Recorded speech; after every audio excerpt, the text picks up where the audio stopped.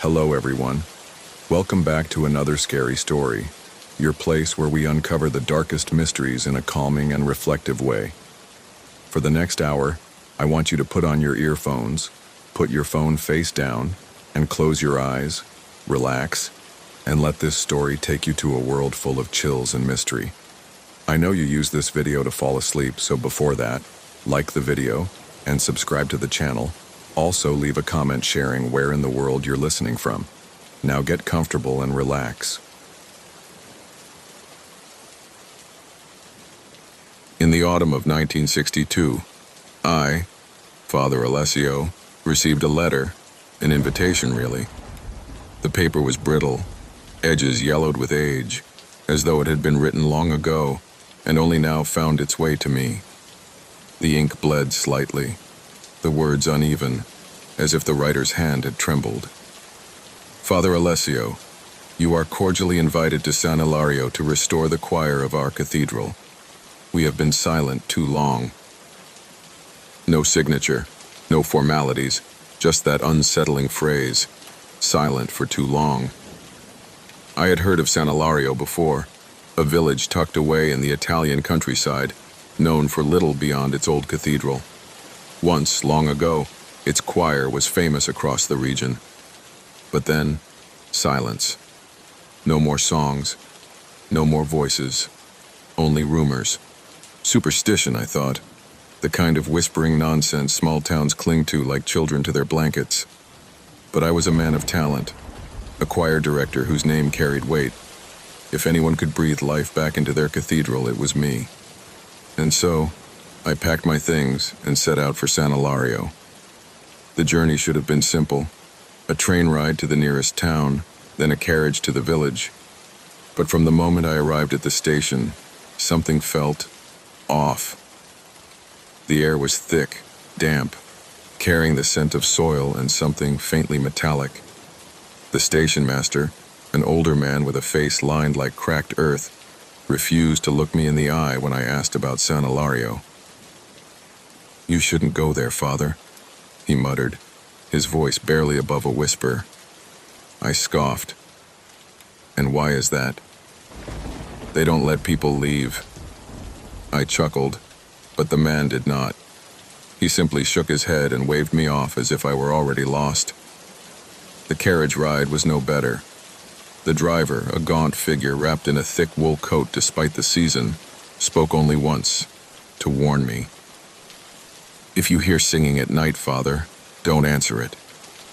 I wanted to press him, but his grip tightened on the reins, his knuckles turning white, and I decided against it.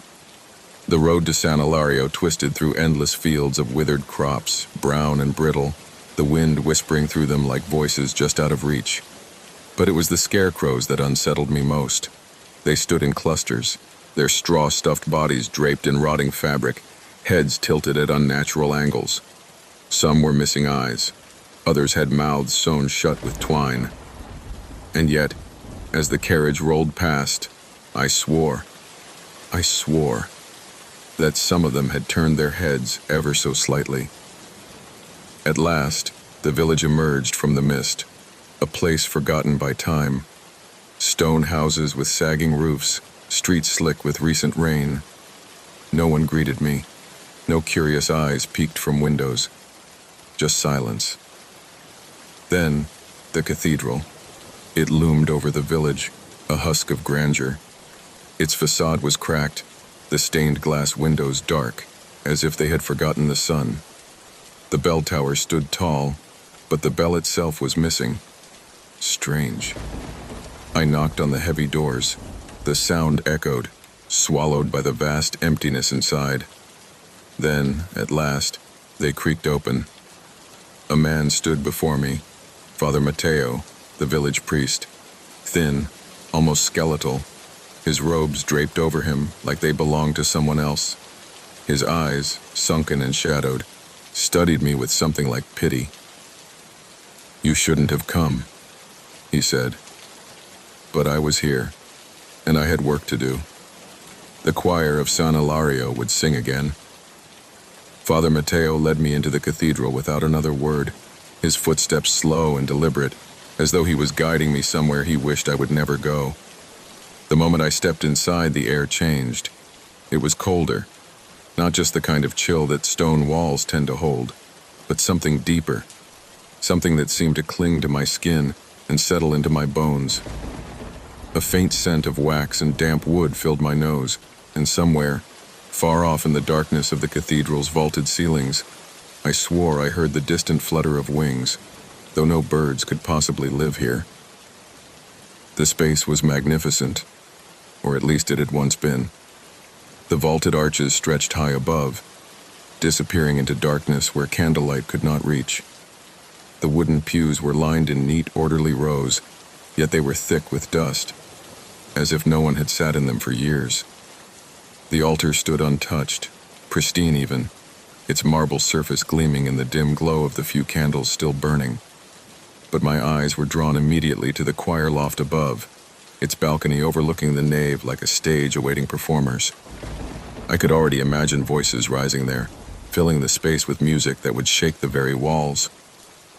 Father Mateo remained silent as I took in my surroundings, but there was something in the way he watched me, something wary, hesitant, as if he was waiting for me to realize something on my own.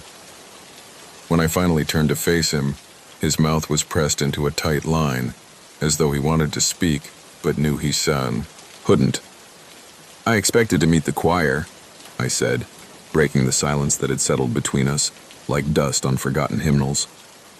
"Surely you have some voices left in this village."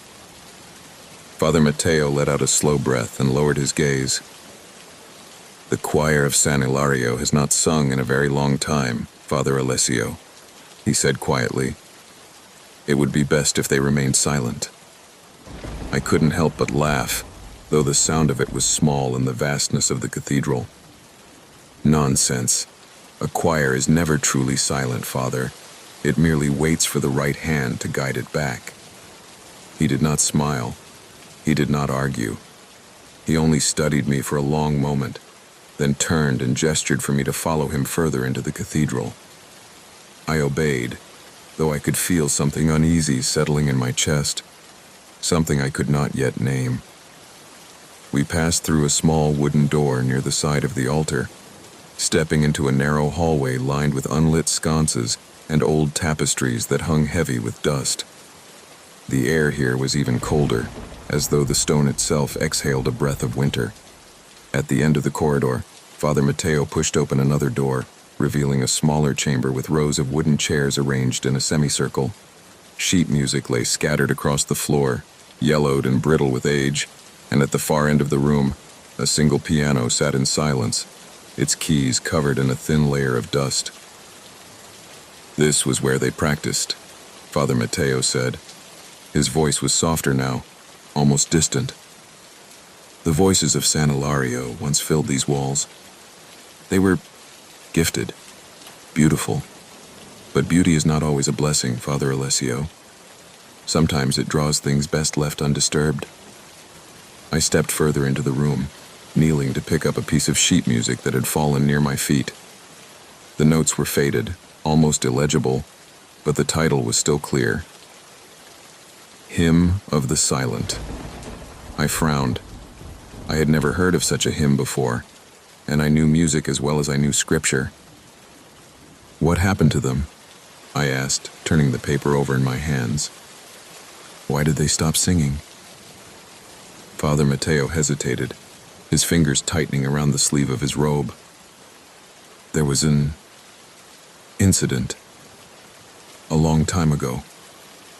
The villagers do not speak of it, and I have no desire to break that silence." I exhaled sharply, shaking my head. "You invited me here to restore the choir, and yet you speak as if you want me to fail before I even begin."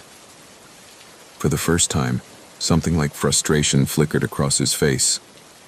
"I did not invite you, Father Alessio. The letter did not come from me." A chill ran down my spine. I opened my mouth to protest, to question who had sent for me if not him, but at that moment, a sound interrupted us. Soft, faint, a voice. It was distant, barely more than a whisper, drifting through the air like the remnants of a dream. I turned sharply, searching for the source, but the room was empty, just as it had been when we entered. Father Mateo, however, had gone rigid, his face pale, his eyes locked onto the far wall, as if he were seeing something I could not. I swallowed hard. "Did you hear that?" He closed his eyes, nodded once. "Who was it?" I asked, my voice quieter now, unwilling to disturb whatever had just passed between us. When he finally looked at me again, his expression was unreadable. "You should get some rest, Father Alessio. Tomorrow, you will begin your work." And with that, he turned and left the room, leaving me standing there in silence, the faint echo of that voice still clinging to the air like the last note of a song that had never truly ended. That night, I lay awake in my quarters, staring at the wooden beams above me, listening to the sounds of the village, or rather, the lack of them. San Ilario was unnervingly quiet. No dogs barking in the distance, no rustling of leaves, not even the soft creak of shifting wood.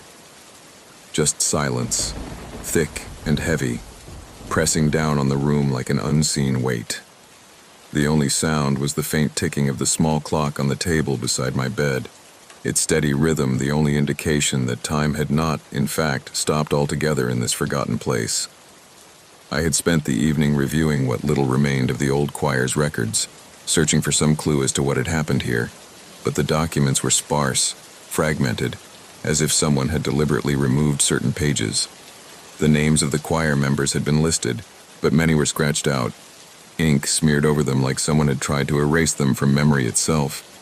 The last dated entry was from decades ago, and the final note written by the previous choir director was cryptic at best. "They are still here. I hear them in the walls. May God forgive us for what we have done." I had scoffed at the words when I first read them, dismissing them as the ramblings of a man who had clearly lost his mind.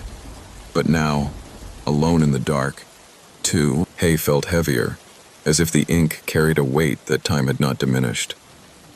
I turned onto my side, willing sleep to come, but my mind refused to settle. The unease that had lingered since my arrival had only deepened, like a shadow growing longer as the light faded. I told myself it was simply the isolation, the unfamiliar surroundings, the exhaustion of travel. But deep down, I knew it was more than that.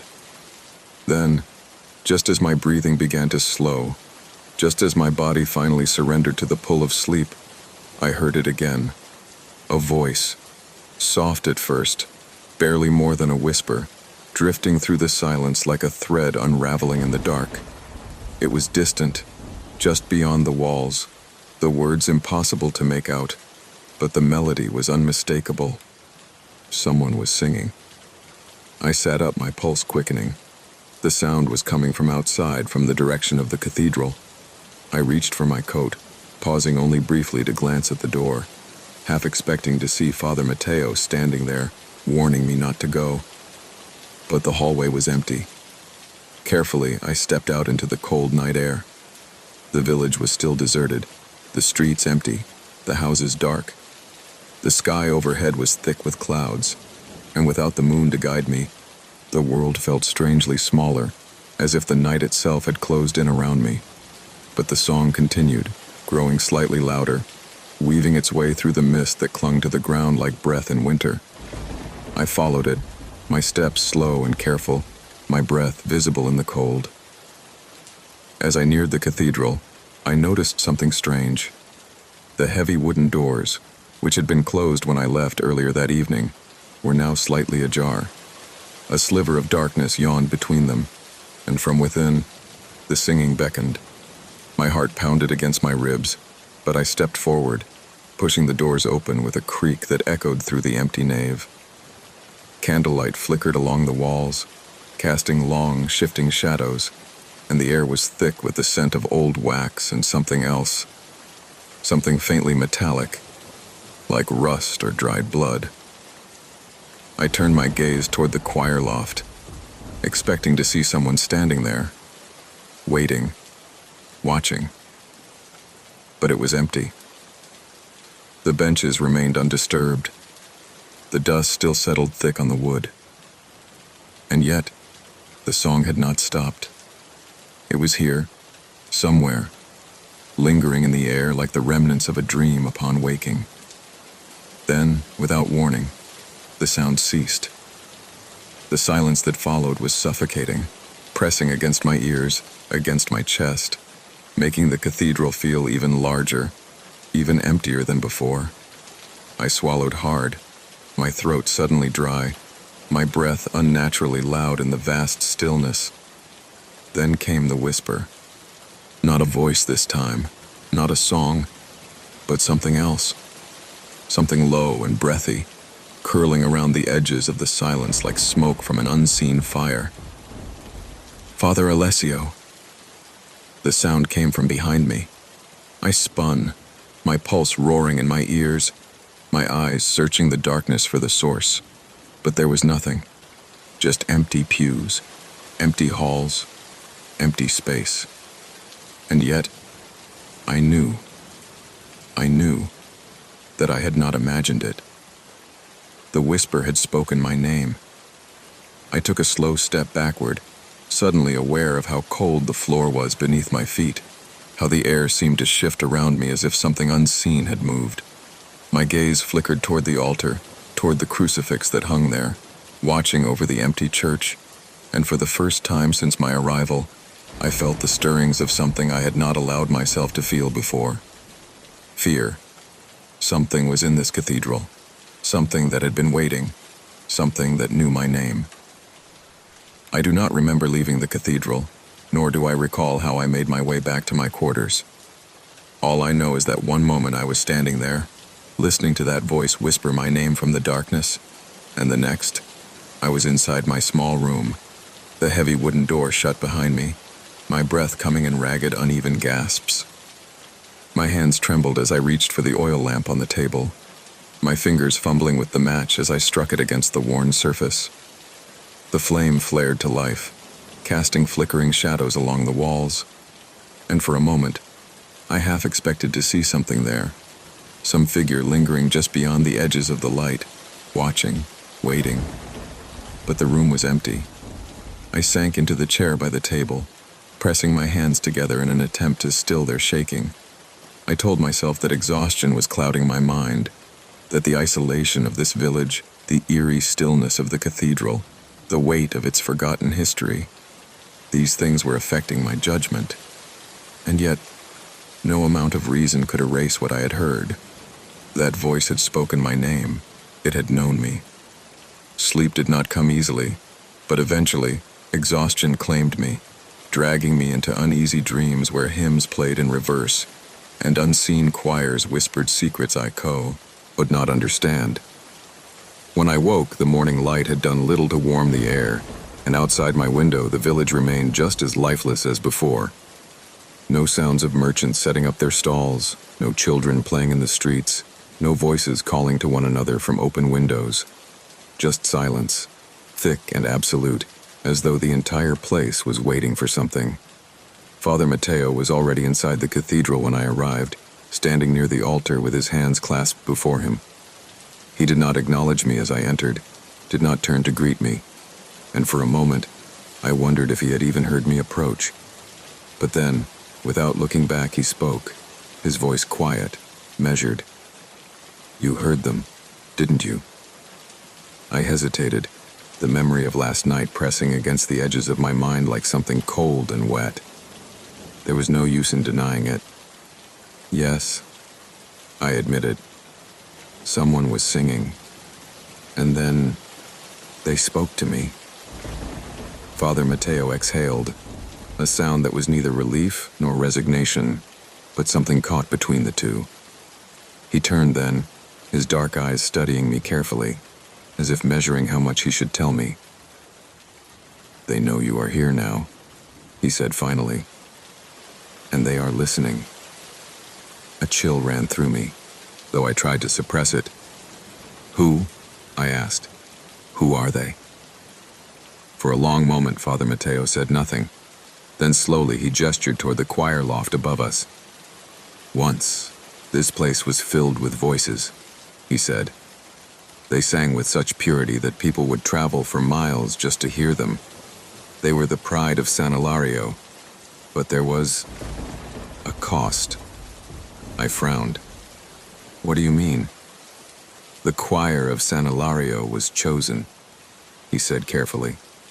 Not just for their voices, but for something else.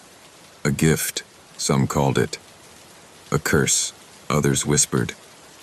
But the truth remains. Once they were chosen, they belonged to the cathedral. Their voices never left this place. His words sent a shiver through me, though I could not yet grasp why. You mean they remained here to sing? Father Mateo shook his head slowly, his expression unreadable. No, Father Alessio. I mean, they never left. I opened my mouth to demand an explanation, but before I could speak, a sudden noise interrupted us. A rustling, faint but unmistakable, drifting in from outside the cathedral walls. It was soft at first, like the dry whisper of wind through brittle leaves, but it grew, deepened, until it became something more deliberate, more unnatural. I turned toward the heavy wooden doors, an uneasy feeling coiling in my stomach. The sound was coming from outside, from the fields that stretched beyond the village. And then, just as quickly as it had begun, it stopped. A long silence followed, broken only by my own breath and the distant echo of my heartbeat in my ears. And then Father Mateo spoke again, his voice barely above a whisper. They are watching. I felt it then, that terrible, unshakable sensation of being observed, of unseen eyes fixed upon me. I stepped toward the door, driven by something I did not understand, by a need to see what I already knew was there. I hesitated only briefly before pushing the doors open, stepping out onto the stone steps of the cathedral, my gaze sweeping across the landscape. The fields stretched before me, golden and brittle in the pale light of morning, swaying gently in a wind I could not feel. And scattered among them, standing in their strange, unnatural stillness, were the scarecrows. Dozens of them. Their forms were hunched, their clothes tattered, their straw-stuffed bodies arranged in uneven rows that stretched toward the horizon. Their heads were made of burlap sacks, stitched crudely in place, some with empty sockets where eyes should have been, others with painted-on expressions that had faded with time. They had been there before. I had seen them when I first arrived, had dismissed them as nothing more than weathered sentinels watching over empty fields. But now, standing here in the cold light of morning, I realized something that made my blood run cold. They had moved. Not much. Just a fraction. A tilt of the head, a shift in posture, the smallest adjustment that should not have been possible. And yet I was certain that they had not been standing like this before. I swallowed hard, my throat dry. My breath was visible in the cold air, curling like smoke as I exhaled. I wanted to look away, wanted to turn back inside, but I could not. My eyes remained locked on those empty faces, on the way the wind tugged at their tattered clothes, making them seem as if they were breathing. And then, as I stood there, frozen in place, one of them moved. Not the way the wind moves through fabric. Not the way an old thing shifts with the settling of time. It turned its head toward me, slowly, deliberately, the hollow sockets of its face fixed on mine. And then another moved. And an other. One by one, the scarecrows of San Ilario turned to face me, watching. I do not know how long I stood there on the cathedral steps, staring into the fields where the scarecrows had turned their hollow gazes upon me. The morning air was sharp against my skin, yet I could not move, could not blink, could not even summon a prayer to my lips. My breath came slow and shallow, each exhale visible in the cold, a reminder that I was still alive, still flesh, still something more than the empty husks that now watched me. Father Mateo had not followed me outside, but I could feel him standing just beyond the threshold, could sense his presence like a shadow at my back. He did not need to see what I saw. He already knew. "They do not like to be disturbed," he said quietly. And though his voice was calm, I could hear something else beneath it, something weary and resigned, as if he had spoken these words before, as if he had known all along that this moment would come. My pulse thundered in my ears. I tried to speak, to demand an explanation, but my throat was dry. My words caught somewhere between disbelief and terror. I forced myself to take a step back, to turn away from the field. And as I did, I saw something that made my blood run colder than it already had. The closest scarecrow, the one whose head had turned first, had something hanging from its neck, a strip of cloth, tattered and frayed, swaying gently in the wind. It was only when I looked closer, when my mind pieced together the faded remnants of embroidery barely visible against the worn fabric, that I recognized what it was. A choir robe. A sickening weight settled in my stomach as I turned back toward Father Mateo, my voice hoarse when I finally spoke. "The choir," I whispered. "The ones who disappeared, they never left, did they?" Father Mateo's face was unreadable, but his silence told me everything. I staggered back, my mind reeling, the truth unfolding before me in pieces that I could no longer ignore. The choir of San Ilario had been silenced, not by accident, not by misfortune, but by design. They had been taken, sacrificed to something older than this village, older than the cathedral itself.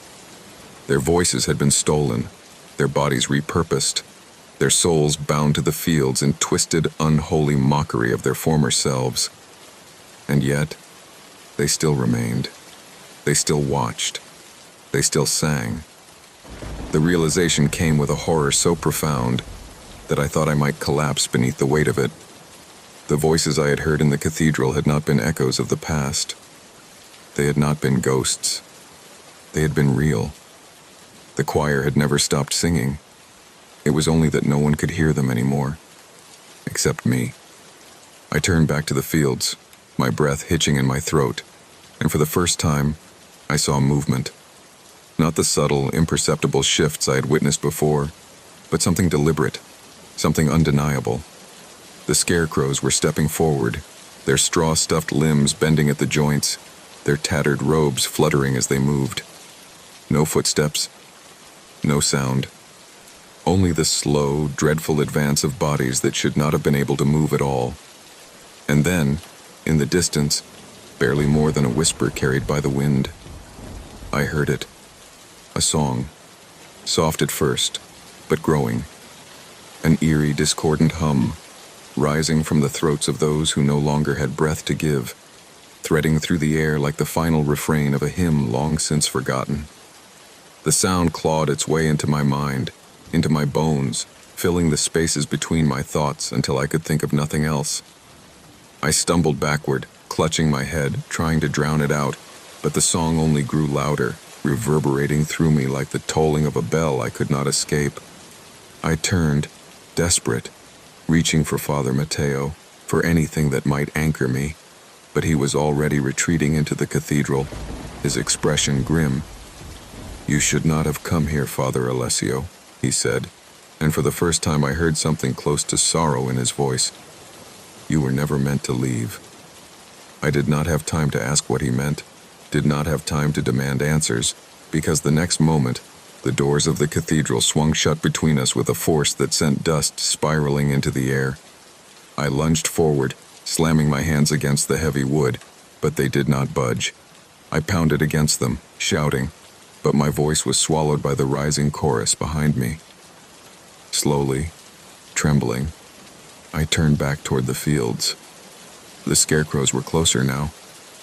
Close enough that I could see the stitches along their burlap faces, the places where their hands that should have been nothing more than bundles of straw, had fingers, bones pressing against the thin fabric of their gloves. Close enough that I could see their mouths. Some of them had none, just smooth, featureless cloth where lips should have been. Others had crude smiles sewn into place with thick black thread, and some had mouths wide open, gaping in silent, soundless screams. The song did not stop. It rose and swelled, a chorus of the damned, of voices stolen and repurposed, filling the air with something that was not music, not truly, but a call, a summons, a demand. And then, for the first time, the scarecrows spoke. Not with voices, not in words, but in perfect, unified harmony. They sang my name.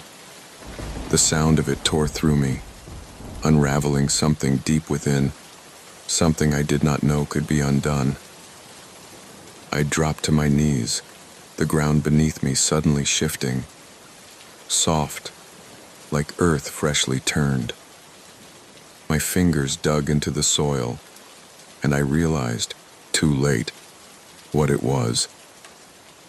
Graves. Not just a field, not just an empty stretch of land, but a burial ground.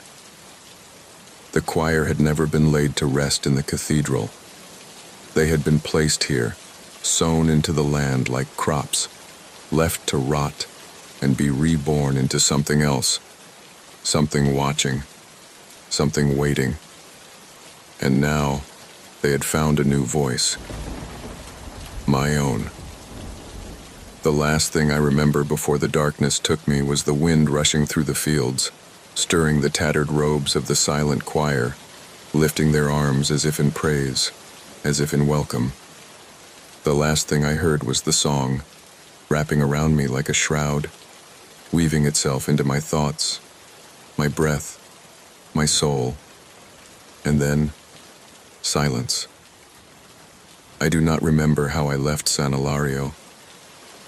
I do not remember if I ever truly left at all, but I remember the fields, I remember the voices, and sometimes, in the quiet hours of the night, when the wind stirs through the city streets outside my window, I hear it again, the rustling of straw, the faintest echo of a hymn carried by something unseen.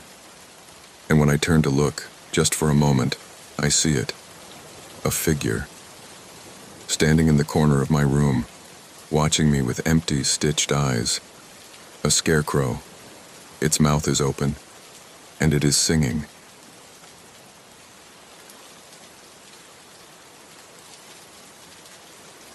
Listen closely. I don't have much time. This train, it never stops. It never slows down. And I can't get off. I've tried. Oh God, I've tried. But every time I jump, I just wake up back in the same compartment, the same seat, staring at the same empty aisle. And worst of all, I am not alone. I wasn't supposed to be here. I should have been halfway across the country by now, hiding from the cops, slipping through the cracks like I always do. I'd stolen things before, nothing major. Wallets, jewelry, a few credit cards. But this time, I took something from the wrong man. A man who didn't have a name. A man who, according to every record I checked, had never existed. That night, I ran to the station, desperate for any way out of Phoenix. The last train was leaving. I slipped on board without a ticket, heart hammering as I collapsed into an empty compartment. The seats were old, worn down, the kind that held the ghosts of 1,000 past passengers. The train rattled as it pulled away, the city lights fading behind me. At first, I thought I was alone. Then, at the next stop, the door slid open. A man stepped in. A tall figure draped in a black coat, his hat pulled low over his face. He had no luggage, no ticket. He didn't speak. He just walked inside and sat down across from me. The compartment was nearly empty, but he chose that seat, right in front of me, close enough that I could hear the slow, rhythmic sound of his breathing. I tried not to stare. The train lurched forward, picking up speed. Outside, the desert stretched endlessly under a black sky, the moon casting pale light across the windows. The man didn't move, didn't shift, just sat perfectly still. I glanced at his hands. They rested on his knees, long fingers curled slightly inward. His coat was old-fashioned, the fabric slightly damp as if he had stepped out of a storm. Then I noticed it. His face, or rather the absence of one. Beneath the brim of his hat, there was nothing. No eyes, no mouth, just smooth, pale skin where a face should have been. A chill crawled up my spine. My breath caught in my throat. I blinked, convinced it was a trick of the shadows. But when I looked again, it was still there. Blank, empty skin staring right at me. The train's lights flickered. The overhead bulbs hummed as if struggling to stay alive. I turned away, pressing myself against the cold window, watching the desert race by. I told myself I was imagining things. Maybe I was exhausted. Maybe I was paranoid from running. But no matter how much I tried to convince myself, I could still feel him watching me. Even without eyes, he was watching me. The train kept moving, faster than before. Too fast. The rattling grew louder, the sound of metal groaning under pressure. Something wasn't right. I reached for the emergency chain above my seat and yanked hard. Nothing happened. I yanked again, harder this time. Still nothing. No alarm, no brakes. The train wasn't stopping. It wasn't slowing down. I turned back to the man in black. He was still there, but this time he was leaning forward. His shadow stretched across the compartment, reaching toward me, wrapping around my legs like fingers. And then, ever so slowly, he turned his head. No face, no features. But I swear, in the dim light, I saw him smile. I couldn't move. I wanted to, but my body wouldn't listen. It was as if the weight of that impossible gaze, those blank, featureless eyes that didn't exist, had frozen me in place. The train rattled violently beneath me, the vibrations traveling up through my feet, into my spine, making my teeth clench together. The lights overhead flickered again, stuttering in and out like a dying heartbeat, throwing the compartment into brief moments of complete darkness. When they came back on, the man in the black coat was closer. I gasped, jerking back against the seat so hard it sent a sharp pain through my shoulder blades. He hadn't moved. He hadn't stood up, but somehow he was just closer. His body was still positioned in his seat, his long, bony hands resting on his knees, but now his knees were almost touching mine. I could see the way the fabric of his coat shifted, the strange dampness of it, as if he had just come from the rain, even though outside the sky was clear and the desert was dry. The smell of something old and musty, like rotting wood left in the damp for too long, seeped into the air between us. I needed to move. I needed to get out of this compartment. Swallowing against the lump in my throat, I forced my voice to work. "Hey man, you good?" Silence. Not just from him, from everything. The train, which had been groaning and rattling beneath me just seconds before, had gone utterly still. The rhythmic clacking of the wheels against the tracks had stopped. There was no sound at all, as if the world outside had ceased to exist. I pressed my hands against the seat, ready to push myself up, but the moment I did, the lights flickered again, and this time when they came back, the man in the black coat was standing right in front of me. I sucked in a breath so fast it felt like my lungs might collapse. He was close now. Too close. The brim of his hat barely reached my eye level, his body thin, elongated, like he was made of something that had been stretched just a little too far. I could feel the cold radiating off of him, something unnatural, like standing too close to an open freezer door in the dead of winter. Then, as if responding to my fear, the train jolted violently forward. I was thrown back into my seat, my stomach lurching as the compartment tilted for a brief second before leveling out. The noise returned all at once, deafening. The screech of metal, the rush of the wind outside, the rhythmic pounding of the wheels against the tracks. but it was all too fast. The train was moving faster than it should have been, faster than was possible. The outside world blurred into a smear of dark shapes and streaks of light, the desert landscape a distorted, shifting nightmare. I turned, hands fumbling, reaching again for the emergency chain. I pulled. Hard. Harder. I yanked at it until my arms ached, but it did nothing. The train didn't slow. It only went faster. Panic clawed at my throat, a raw, animalistic terror that I hadn't felt since I was a kid, hiding under my bed from a father who came home angry. My breath came in short, shallow bursts as I twisted back toward the compartment door, my only escape. But I wasn't alone anymore. The man in the black coat was gone, and in his place stood another figure, a third passenger. He was blocking the door, standing perfectly still, just like the man before him. But there was something different about him, something worse. His body was the same, tall, thin, draped in that same black fabric. But where the first man had no face, this one did. And it was mine. Not just similar to mine, not just close. It was exactly my face, down to the faint scar on my left eyebrow, the barely noticeable asymmetry of my nostrils, the way my lips pressed together when I was scared.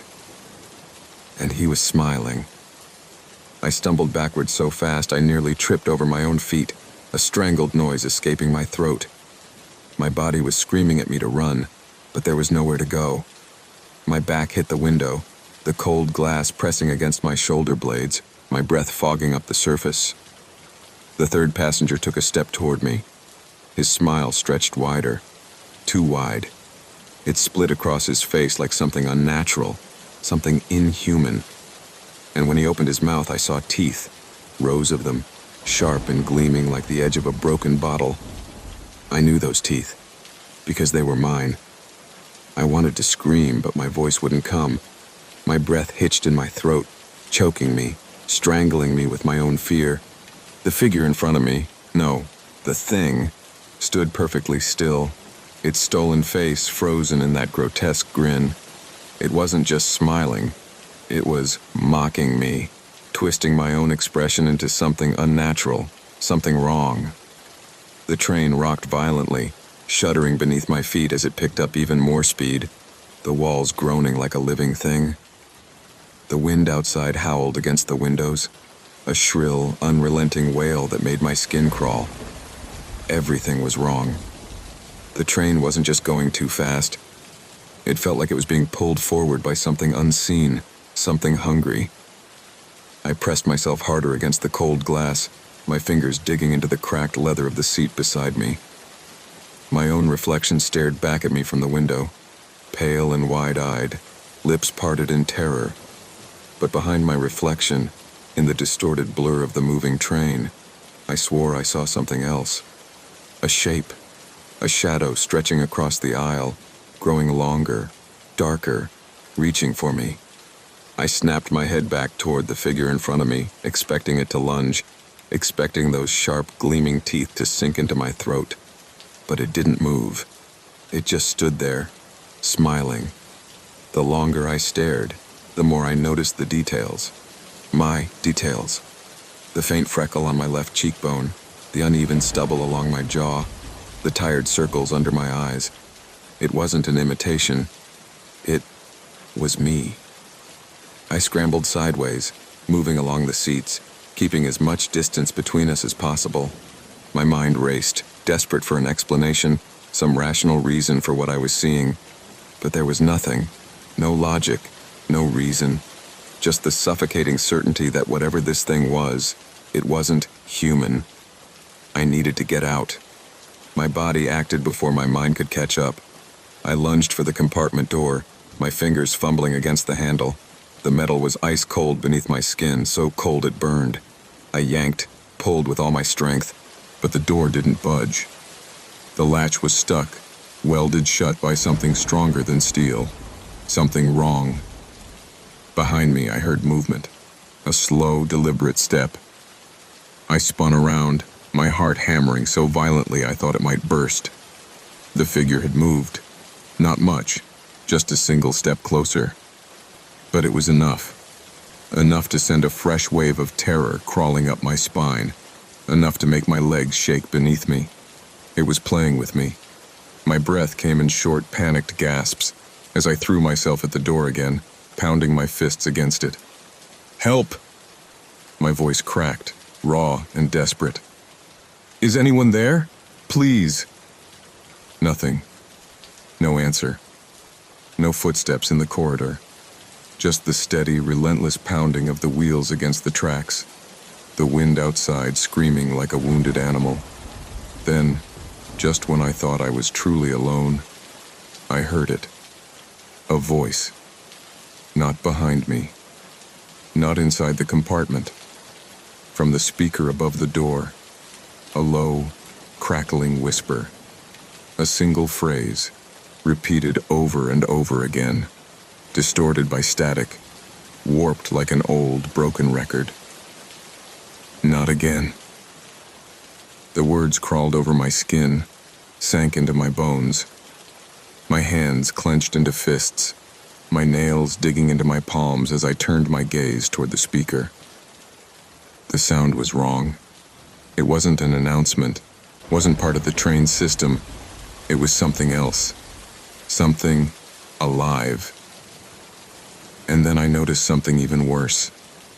The figure in front of me wasn't smiling anymore. It was watching. The too wide grin had faded, replaced by something colder, something calculating.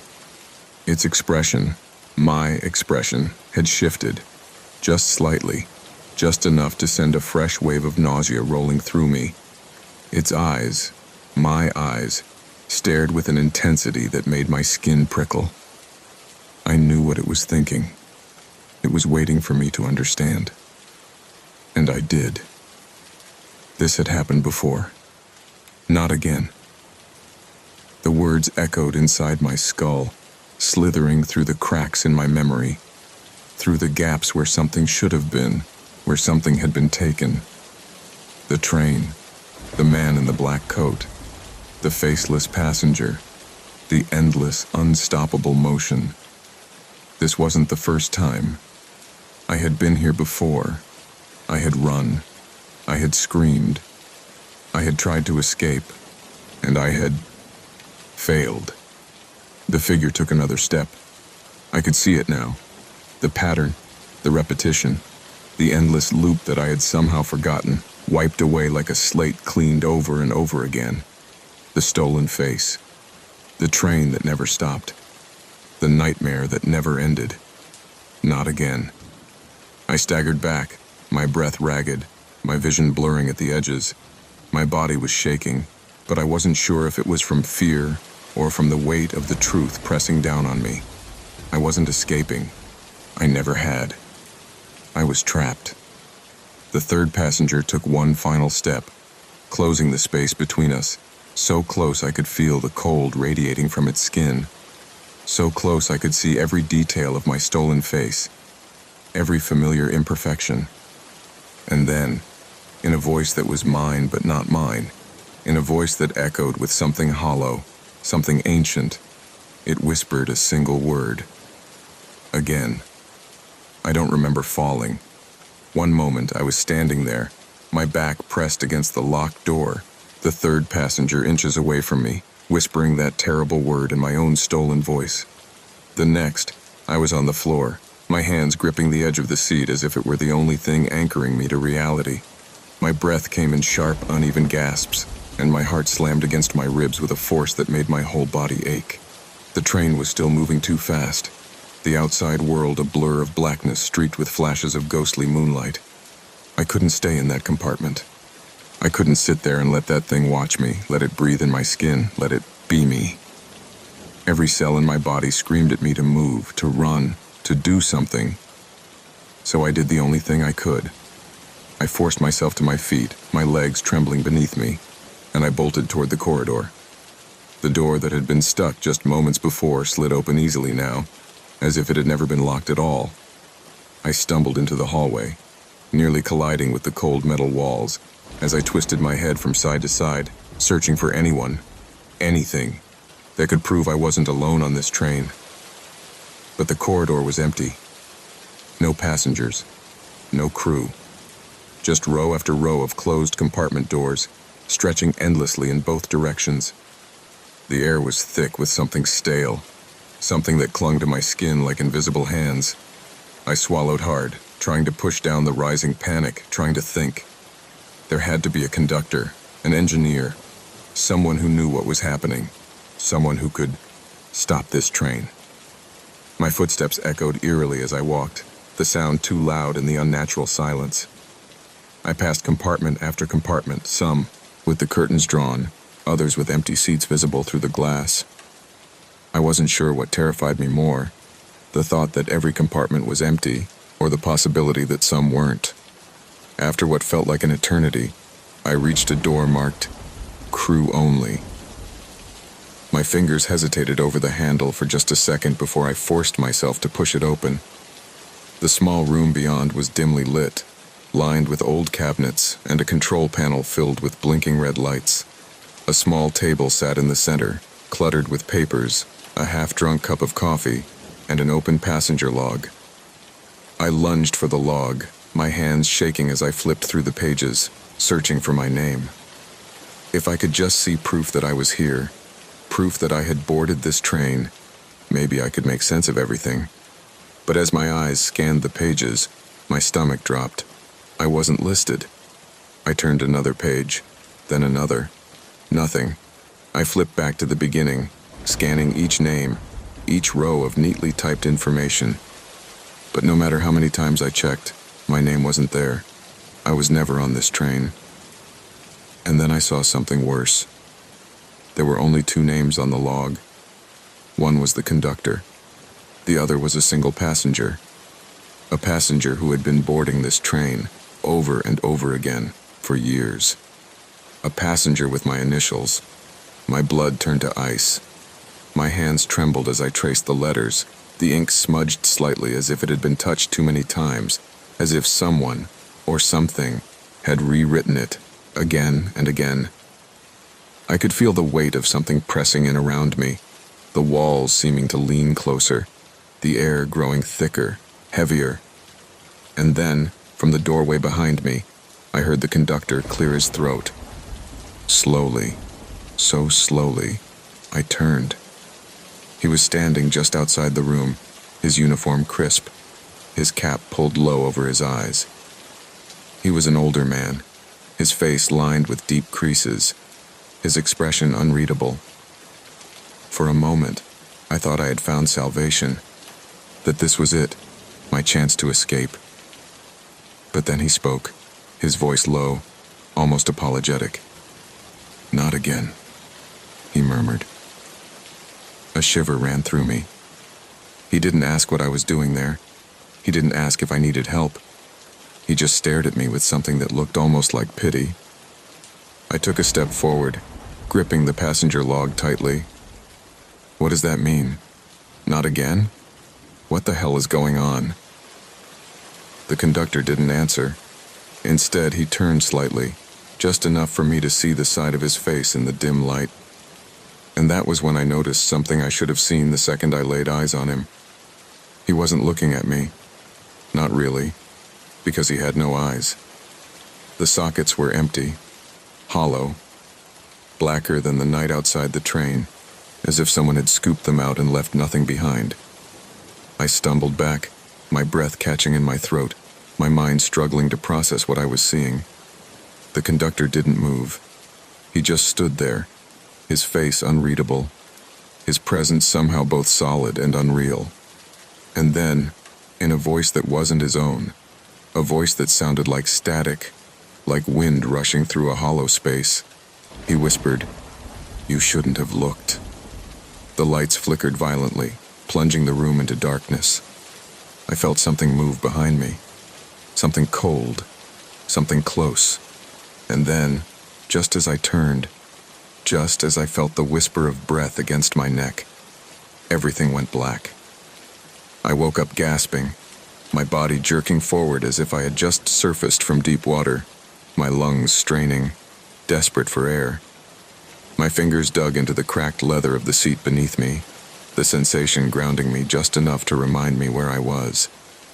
The train. The endless night outside the window. The dim compartment lights humming softly overhead. For a moment I thought I had dreamed it all. The faceless man, the third passenger wearing my skin, the eyeless conductor whispering warnings I didn't understand. But then I saw the passenger log still clutched in my hands, the pages crumpled, the ink smeared where my fingers had gripped too tightly. My initials stared back at me from the paper, that same impossible entry, the same proof that I had been here before. Not again. The words echoed in my skull, tangled with the static sound of the conductor's voice. I turned my head slowly, my pulse hammering so loudly I could hear it in my ears. My compartment was empty. No sign of the man in the black coat. No sign of the thing that had stolen my face. For a brief, fragile moment, I let myself hope that maybe I had imagined them. That maybe this was just a nightmare brought on by exhaustion, by stress, by fear. Then the train lurched violently beneath me. The sudden jolt sent me sprawling onto the floor, the passenger log slipping from my fingers and skidding across the compartment. My hands smacked against the cold metal as I tried to steady myself, my breath ragged, my limbs shaking. The train was moving even faster now, the vibrations in the walls growing more intense, more unnatural. The overhead lights flickered wildly, casting erratic shadows that stretched and warped across the seats. I scrambled to my feet, my body moving before my mind could catch up. I had to get out. I had to find a way off this train, no matter what it took. The emergency chain had done nothing. The conductor, if that's what he really was, wasn't going to help me. There was only one option left. I had to jump.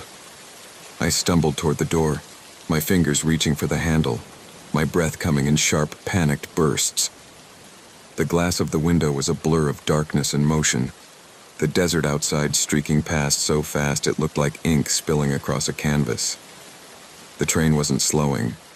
If anything, it was accelerating, moving at an impossible speed, a speed that no train should ever reach. But I didn't care. I couldn't stay here. I gritted my teeth, bracing myself, and yanked the door open. The wind slammed into me instantly, a force so strong it nearly knocked me backward. It howled in my ears, whipping through my hair, biting into my skin like frozen blades. The outside world was a rushing void, endless and merciless, the tracks below a blur of steel and motion. I hesitated for only a second, and then I jumped. For a moment, there was nothing. No sound, no movement, just the weightless sensation of falling, of letting go. The air swallowed me whole, and I braced myself for the inevitable impact, for the brutal crush of the ground against my bones, for the pain, the finality of it. But it never came. Instead, I woke up. Back in the compartment, back in my seat, back at the beginning. The train rumbled beneath me, steady and relentless. The world outside still locked in endless night. My hands trembled as I pressed them against the seat, my breath coming in short, uneven gasps. I turned my head slowly, my stomach twisting, my mind screaming at me not to look. But I had to. He was there, sitting across from me. The third passenger. His face was mine, just as before, but something had changed.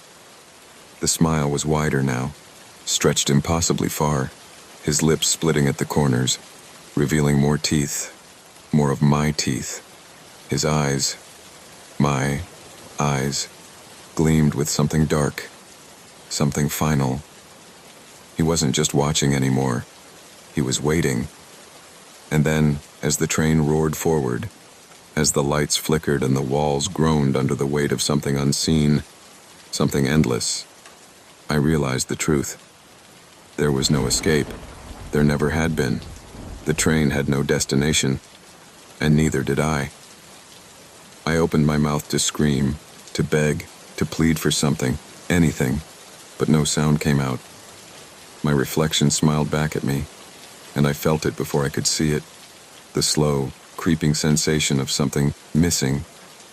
My face. I didn't remember what it looked like anymore.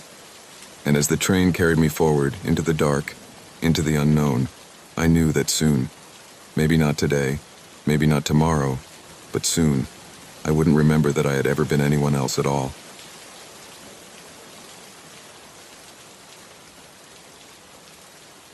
I should start by saying this was a bad idea from the beginning. A really bad idea. But that's the thing about bad ideas. You don't realize how terrible they are until it's too late to turn back. It was Liam's idea, technically. He was the one who first brought it up, sitting on my couch last Saturday night with a flashlight under his chin, telling us about the old carnival on the edge of town, the one that had been shut down years ago, the one that still stood there, rotting away, the rides frozen in place, the booths covered in dust. "They say it's haunted," he whispered, his voice full of that theatrical excitement he always got when he was about to do something reckless. "People used to go in for dares, but no one ever stays the whole night." I laughed. "Because it's falling apart, probably. Not because of ghosts." "Then prove it," he shot back, grinning. "Let's go." I should have said no. I should have told him we had better things to do than break into some abandoned carnival in the middle of the night. But the truth is, I like this kind of thing. The thrill of it, the way your heart beats a little faster when you're somewhere you're not supposed to be. The rush of adrenaline that makes you feel alive. So I said yes. And now here we were. The four of us, Liam, me, Jake, and Emily, standing in front of the rusted iron gates of the old carnival, the moon casting long shadows over the crumbling ticket booth. The air smelled like damp wood and something else, something stale, like old popcorn and candy left out too long. The sign above the entrance still hung there, but the letters were faded and cracked, barely readable. Everwood Carnival. It looked dead, empty. So why did it feel like it was waiting? Liam was the first to climb the gate, swinging his legs over with way too much confidence. "Come on, scaredy cats," he teased, dropping down on the other side. Jake followed next, then Emily. I hesitated, just for a second. The metal was ice cold under my hands as I pulled myself up, and for the first time that night I felt it, a weight in my chest, a strange creeping feeling that made me glance over my shoulder. The street behind us was empty, but I swear for a split second, I thought I saw something move. I shook it off and jumped down beside my friends. The moment my feet hit the ground, something shifted. A breeze that wasn't there before. A faint creaking sound, like the groan of an old wooden beam. Then behind us, the gate slammed shut. We all jumped. Emily cursed under her breath. Jake spun around, grabbing the bars, shaking them. Locked. "That's weird," Liam muttered, trying to sound amused, but I could hear the slight edge in his voice. It was more than weird. It felt wrong. A few feet away, the carousel stood in the moonlight, the painted horses frozen mid-gallop, their glassy eyes staring blankly ahead. A shiver ran down my spine. It looked normal, just an old ride left to rot. Then the music started. Slow at first, like a broken music box winding up, the notes warping slightly as they echoed through the empty carnival. And the horses began to move. I stepped back, my breath catching in my throat. My pulse slammed against my ribs, and my fingers dug into my palms. The carousel was on, and no one had touched it. The painted horses bobbed up and down, their shadows stretching and twisting under the flickering carnival lights. The music played louder, filling the air with that eerie, tinny melody. Then Liam whispered, "Look." I followed his gaze and my stomach dropped. Near the carousel, just past the edge of the light, stood a clown. At first, I thought it was a statue, until it moved. None of us spoke. None of us moved. The clown stood just beyond the carousel's spinning lights, half in shadow, half illuminated by the flickering bulbs above. Its painted grin stretched too wide, its eyes dark and hollow. The fabric of its suit was faded, stained with something that could have been rust, but my stomach twisted at the thought that it might be something else. I wanted to believe it was just an old prop, a leftover decoration from when the carnival was still running, abandoned and forgotten like everything else here. But I had seen it move. The slightest tilt of the head, the almost imperceptible shift of its shoulders, like it had just taken a breath. Emily grabbed my wrist, her fingers ice cold. "Tell me you saw that," she whispered, her voice barely audible over the carousel's warping tune. "I saw it," I murmured. My mouth felt dry, my skin crawling with the sharp, unmistakable feeling of being watched. Liam let out a nervous laugh, but it sounded forced, too loud in the quiet. "Okay, that's creepy as hell," he admitted, shifting his weight from one foot to the other. "But it's just a prop, right? Like an animatronic or something." Jake shook his head. "Dude, this place has been abandoned for years. There's no way anything here should still be working." And he was right. The power should have been cut off long ago. The ride should have been dead, unmoving. The music should not have been playing. The clown should not have been watching us. Then, without warning, the carousel lurched to a stop. The music cut out with a shrill, broken note, leaving only silence behind. The sudden stillness pressed in around us, thick and suffocating. I could hear my own heartbeat in my ears, the ragged sound of my own breath. Then came the laughter, soft at first, high-pitched, almost childlike. It echoed from somewhere deeper in the carnival, twisting through the air like a distant wind chime. Emily's grip on my wrist tightened. "Where is that coming from?" she hissed. Liam spun in a slow circle, scanning the darkness beyond the dim glow of the carousel lights. "I don't know," he admitted. "I don't see anyone." The laughter grew louder, closer, more voices joining in, overlapping, distorting, turning into something that didn't sound like laughter at all anymore. It sounded wrong, twisted, like something imitating the sound of joy but not understanding what it meant. Then I saw the clown again. Only now it wasn't standing in the same spot. It had moved. It was closer, and it was smiling wider. My stomach turned to ice. I stumbled back, nearly tripping over my own feet. The others followed my gaze, their eyes widening as they realized what I already knew. It was real. It wasn't just some leftover decoration. It wasn't supposed to be here, and neither were we. Jake was the first to move, grabbing my arm and yanking me backward, his breath coming in short, panicked bursts. "We need to go," he said, his voice low but urgent. "Now." No one argued. We turned and bolted, our footsteps loud against the cracked pavement as we sprinted away from the carousel, away from the clown, away from whatever was lurking in the shadows of this godforsaken place. My pulse pounded in my ears, my legs burning as I pushed myself forward, refusing to look back, refusing to see if it was following us. The carnival was a maze of abandoned rides and empty stalls, the paths twisting and turning in ways that didn't make sense. The air smelled stale, like old popcorn and something sickly sweet, something rotting beneath the surface. Every shadow seemed to stretch toward us, every flickering light casting strange, shifting shapes that moved even when nothing should have been there. Liam was ahead of us, leading the way, but I had no idea where he was going. "The exit," he panted, barely sparing us a glance. "We just have to find the exit." Except we had already tried that. The gate had slammed shut behind us. The lock had been rusted over, unbreakable. The moment we had stepped inside, it was as if the carnival had swallowed us whole. We turned a corner, and I nearly slammed into Emily's back as she skidded to a stop. My breath caught in my throat as I saw what she was staring at. The funhouse. It loomed in front of us, taller than I remembered, its entrance framed by a massive, grinning clown face. The paint had peeled away in places, revealing the rotting wood beneath, but the eyes still gleamed in the dim light, wide and unblinking. The mouth, our only way inside, was open in a frozen, toothy smile. Are you kidding me? Jake groaned. No way. No way am I going in there.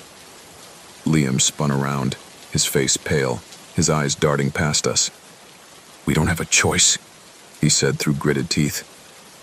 I turned.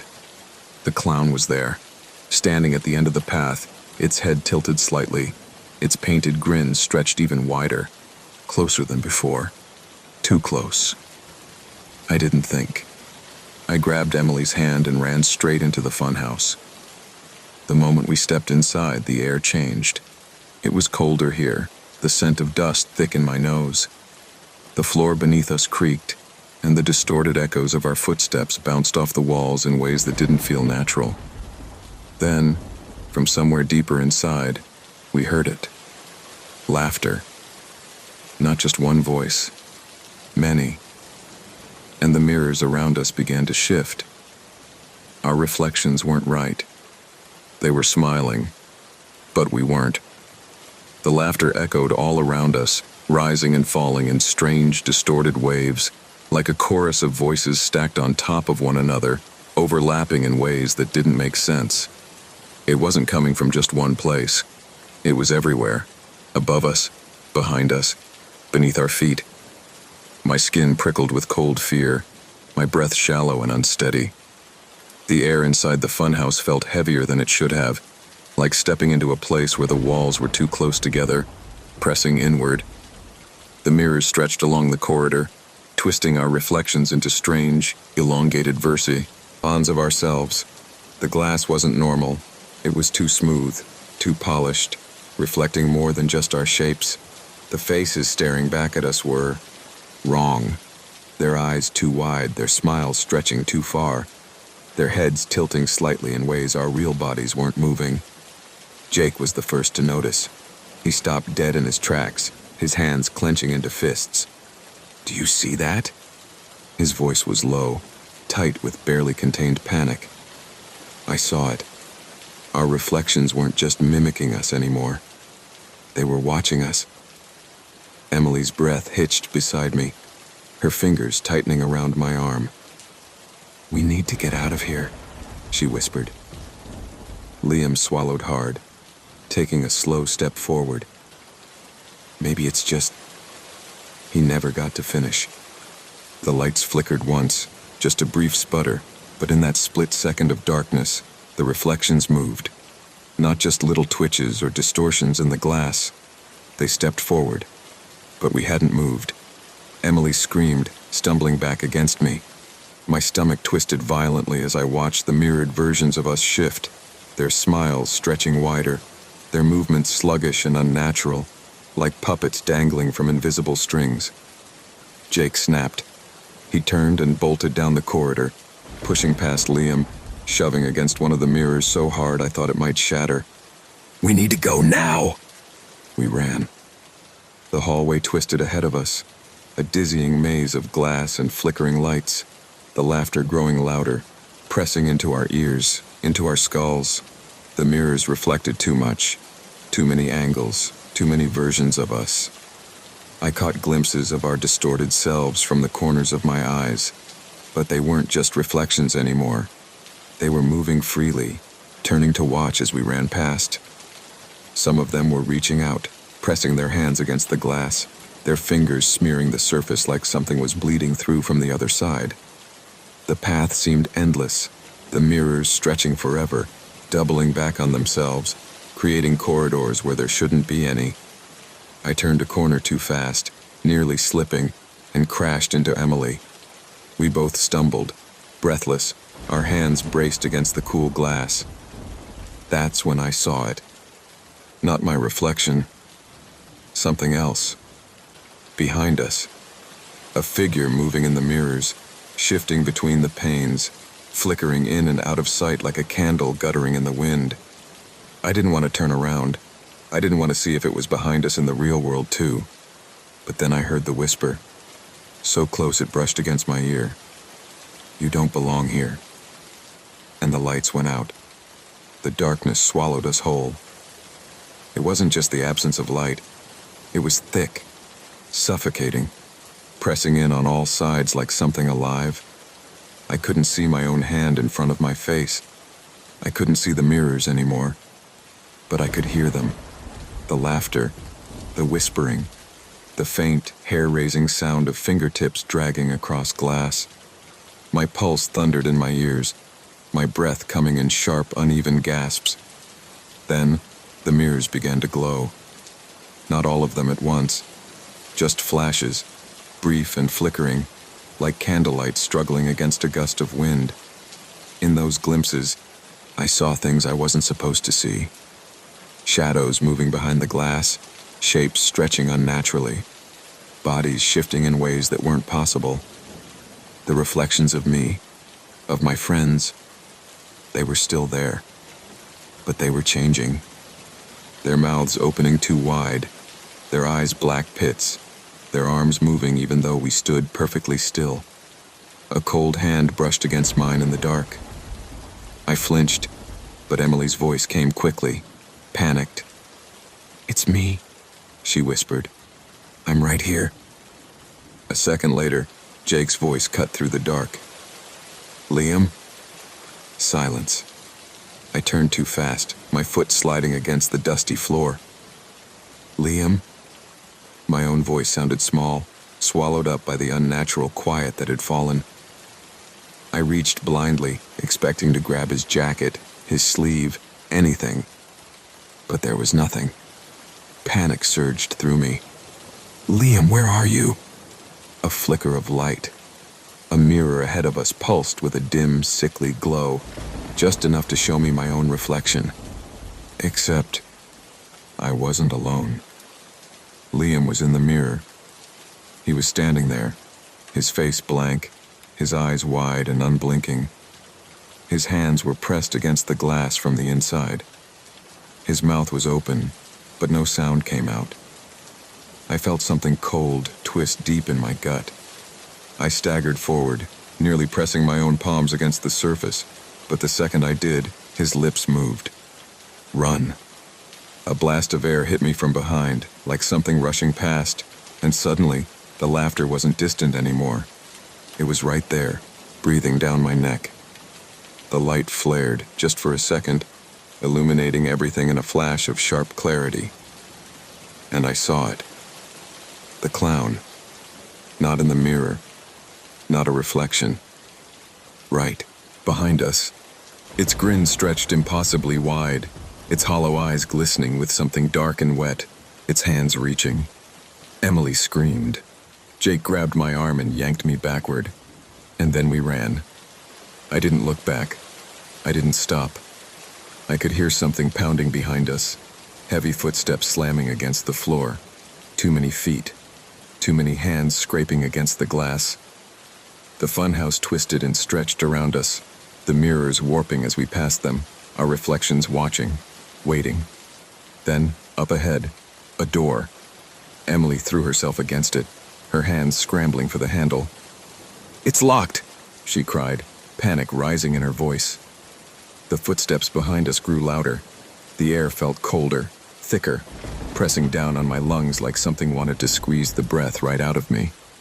Then, without thinking, I reached for the old, rusted ticket stub I had shoved into my pocket earlier, the one I had found on the ground near the carousel.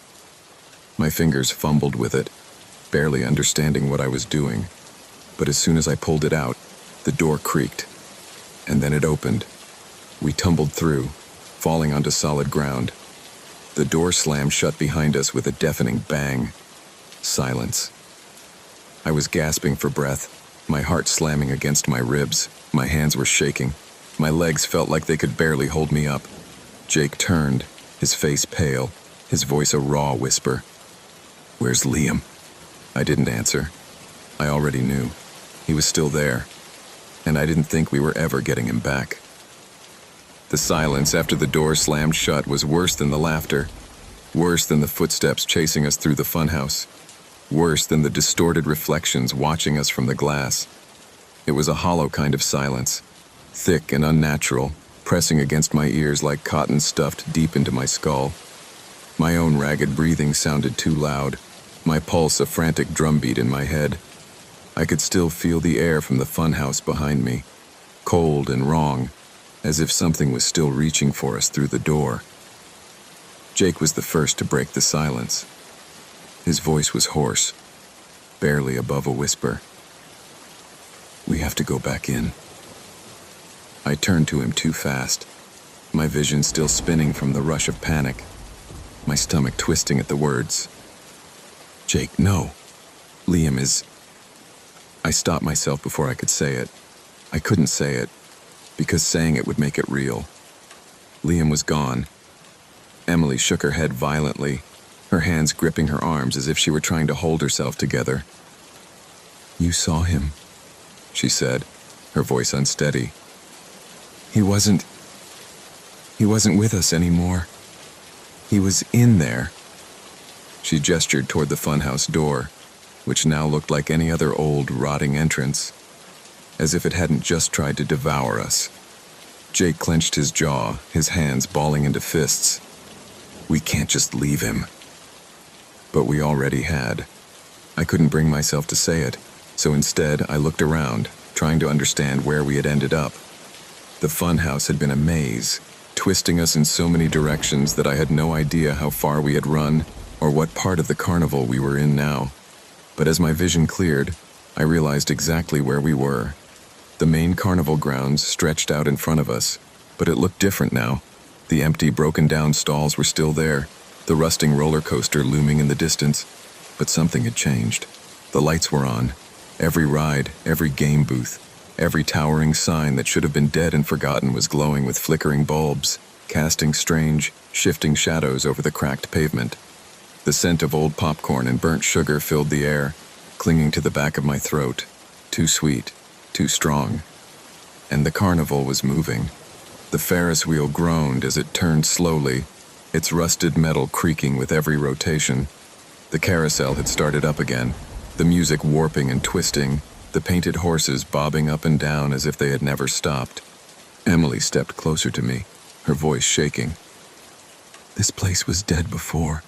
Now it's..." She trailed off, looking around with wide eyes. Jake swallowed hard. "Alive."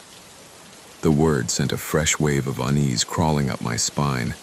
I knew, without having to say it aloud, that the carnival wasn't just moving. It was waking up. And it had noticed us.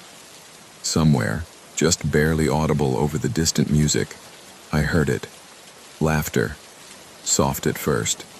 Playful, like the sound of a child hiding just out of sight. Then it grew.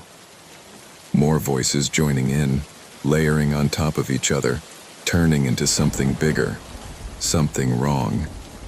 The laughter came from everywhere and nowhere, from the stalls, from the shadows between the rides, from the wind curling through the carnival grounds. Then Emily gasped, grabbing my arm so tightly it hurt. "Look." I followed her gaze. Across the carnival, past the carousel, standing in the open space where the game booths lined up in rows, was Liam. For a moment, my breath caught in my throat. Relief surged through me so suddenly that my legs nearly gave out. He was there. He had gotten out. We hadn't lost him. But then he turned. And I knew. Something was wrong.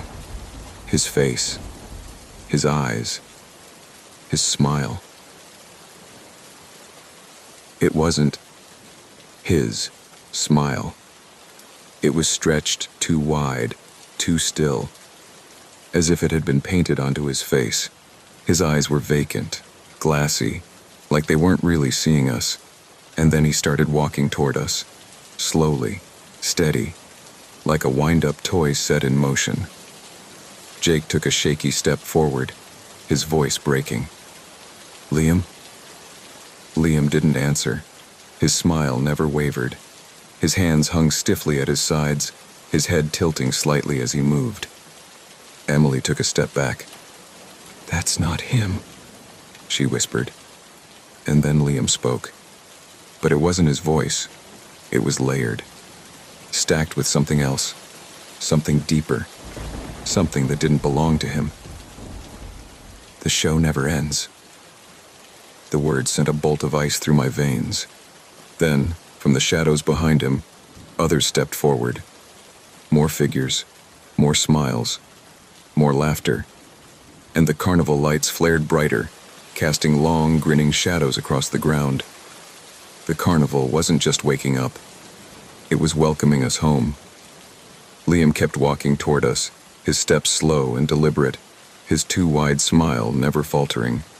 The laughter around us swelled, rising and falling like a sickening wave, as more figures stepped into the light. They came from behind the booths, from the ride platforms, from the dark spaces between the carnival stalls where no one should have been. Their faces were all the same, smiling, too still, too perfect, like porcelain masks stretched over something else, something not human. Emily's breathing turned ragged beside me, her nails digging into my arm as she whispered, "We have to run." But where? The carnival had shifted around us. I knew it wasn't possible, but the paths weren't the same anymore. The game booths that had lined the walkway before were gone, replaced by towering striped tents that hadn't been there moments ago. The Ferris wheel loomed taller, its turning wheel creaking as if watching us. The exit gate, the one we had climbed to get in, was nowhere in sight. And then Liam stopped, his head tilted slightly, his glassy eyes locking onto me, and for a brief, horrifying moment, I thought I saw something deep inside them, a flicker of something trapped. He opened his mouth, and in that layered, unnatural voice he said, "It's your turn." I didn't wait to find out what he meant. I grabbed Emily's wrist and yanked her backward, shoving Jake as I ran. We didn't look back. We couldn't. The carnival moved around us as we ran, twisting into something unrecognizable, something endless. The pathways looped in on themselves, the rides rising and falling like breathing things, the shadows between the stalls stretching too far, as if something unseen was lurking just beyond the light. Then ahead of us, the carousel started moving again. The music played faster this time, the melody distorting into something frantic, something wrong. The painted horses bobbed up and down, their glass eyes gleaming in the flickering carnival lights. But they weren't empty anymore. Figures sat on the horses, their bodies stiff, their smiles frozen. Carnival workers, guests, children, all locked in place, their eyes vacant, their hands gripping the reins of the painted horses as if they had always been there, as if they were part of the ride itself. And at the center of it all, sitting on one of the larger horses, was the clown. Its painted grin stretched impossibly wide, its hollow eyes staring straight at me. It raised one gloved hand and waved. "See you soon," it whispered. Then everything went dark. I woke up on the carousel. The world around me was eerily still. The music slowed to a faint, broken hum. The horses weren't moving anymore, but I could feel the cold press of the saddle beneath me, the worn leather of the reins clenched in my shaking fingers. My body felt heavy, my limbs stiff, as if I had been sitting here for hours. I turned my head, my pulse pounding in my skull. Emily and Jake were gone. The carnival was empty again. No lights, no laughter, just the quiet ruins of a place that should have stayed dead. And then I felt it, a presence beside me. Slowly my gaze shifted, and my breath caught in my throat. The clown was sitting next to me. Not a statue, not a trick of the light. It was real, and it was smiling. I couldn't move, couldn't speak. My body refused to listen to me, frozen in place as the thing beside me turned its head ever so slightly. "You belong to the carnival now," it murmured. My stomach twisted violently. Yay. My hands clenched the reins, my knuckles turning white, but I still couldn't move. Then, in the distance I heard it, the sound of a gate creaking open. The laughter returned, the carnival lights flickering back to life. I knew what that meant. Someone else was coming, the carnival was opening again, and I was part of the show.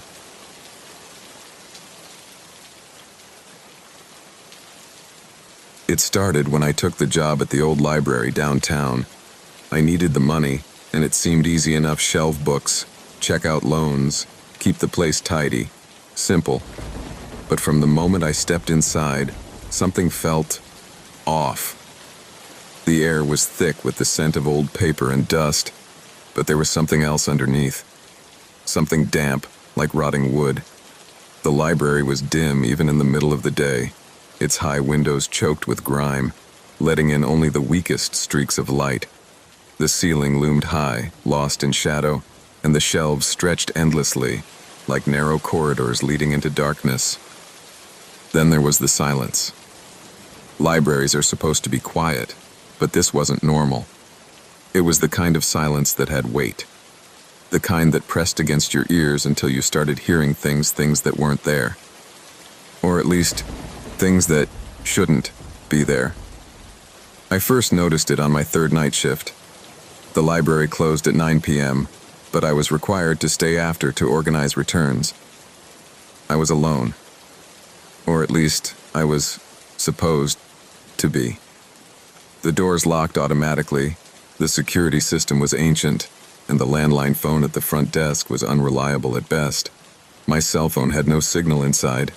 Something about the thick stone walls, they told me. It was just after 10 when I heard it. A whisper.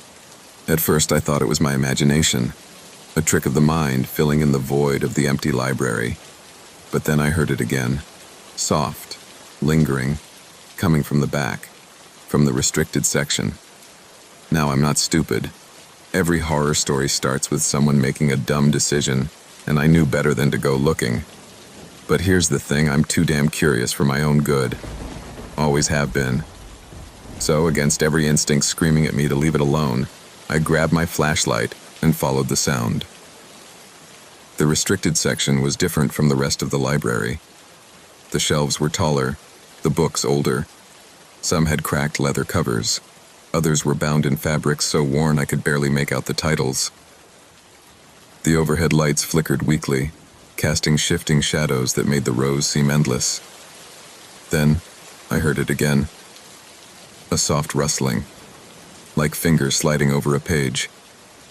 I turned a corner and stopped cold. A book was lying open in the middle of the aisle. I hadn't put it there. No one had. My stomach twisted, but I stepped forward anyway. The pages were yellowed, the words written in spidery ink. But as I leaned in, I realized something was wrong. The words were shifting, moving. They slid across the page, rearranging themselves like a living thing. I jerked back, my breath hitching. My pulse pounded in my ears, but I couldn't look away. Then, in the dim light, the letters settled into a single sentence. We see you. The whispering started again, but this time it was everywhere, surrounding me, coming from the shelves, from the pages, from the darkness pressing in at the edges of my vision. The book in front of me snapped shut on its own, and the lights went out.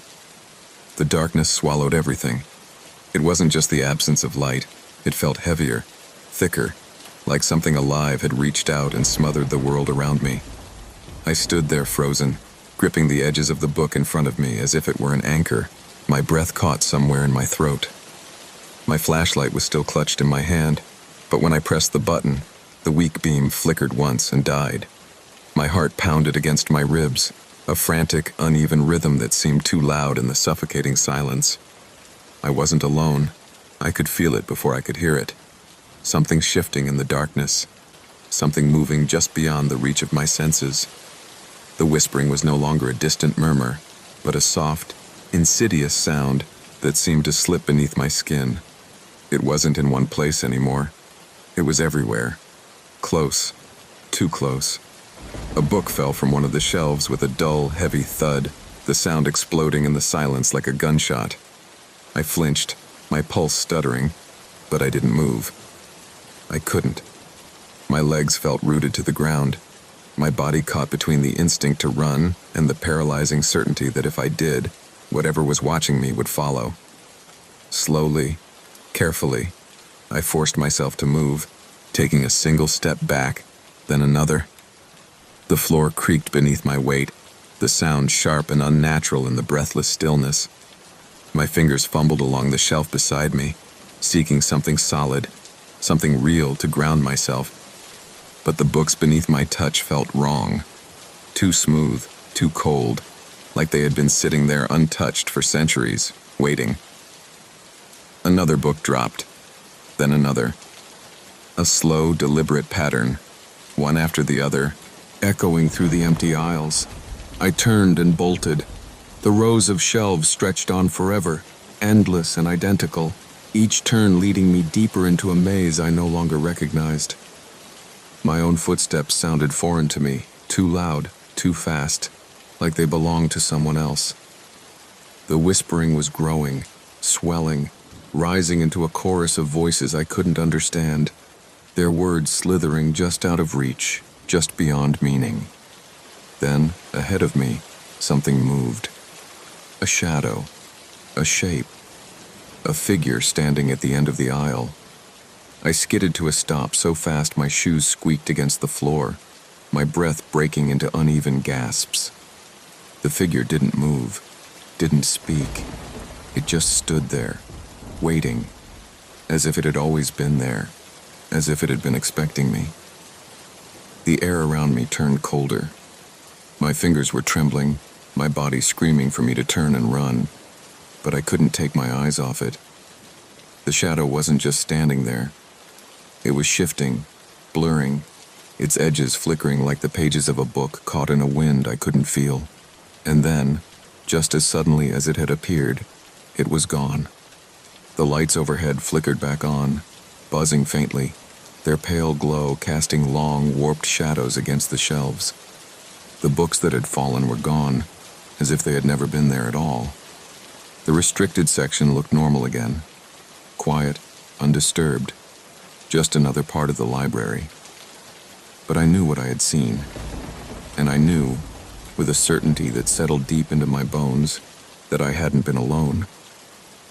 I stumbled out of the restricted section, my hands clammy and my breath coming in uneven gasps, each step feeling heavier than the last.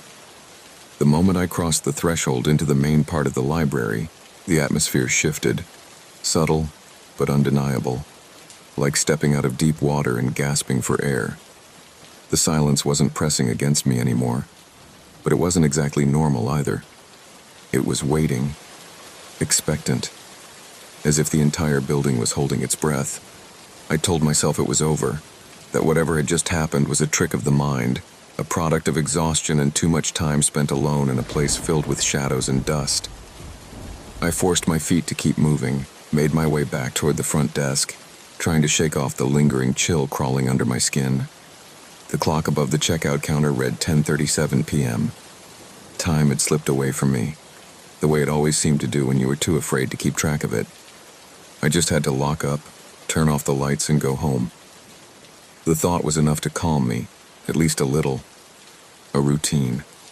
Something normal. Something simple. I reached for the keys in my pocket, feeling their solid weight press against my palm, the metal cool and reassuring. I walked to the front doors, already picturing myself stepping outside, breathing in the crisp night air, shaking off the strange unease clinging to me like cobwebs. I turned the key in the lock. Nothing happened. Frowning, I tried again, jiggling the key, pressing against the heavy wooden doors, expecting them to swing open with the usual reluctant creak. But they didn't budge. The lock wasn't jammed, it wasn't broken. It was simply refusing to open, as if the mechanism inside had fused together, as if the library itself had no intention of letting me leave. A slow, crawling dread crept up my spine. I pulled harder. Nothing. I twisted the key so hard I felt the ridges dig into my fingertips. Still nothing. I stepped back, swallowing down the panic rising in my throat, my heartbeat a thick, sluggish drum against my ribs. This was fine. It had to be fine. Maybe it was a security malfunction, some glitch in the outdated locking system. Maybe I had done something wrong. Maybe. I turned, crossing the dimly lit library in quick, measured strides, heading for the staff entrance in the back. My shoes barely made a sound against the old floorboards, but every step I took felt unbearably loud in the hush of the empty building. When I reached the door, I didn't hesitate. I jammed the key into the lock and twisted it. It didn't move. The door wouldn't open. I felt the first real tremor of fear settle deep in my stomach, a cold, twisting thing that tightened with every passing second. I turned back toward the main floor, my eyes scanning the library, searching for something, anything, that made sense. But the longer I looked, the more I noticed things that weren't right.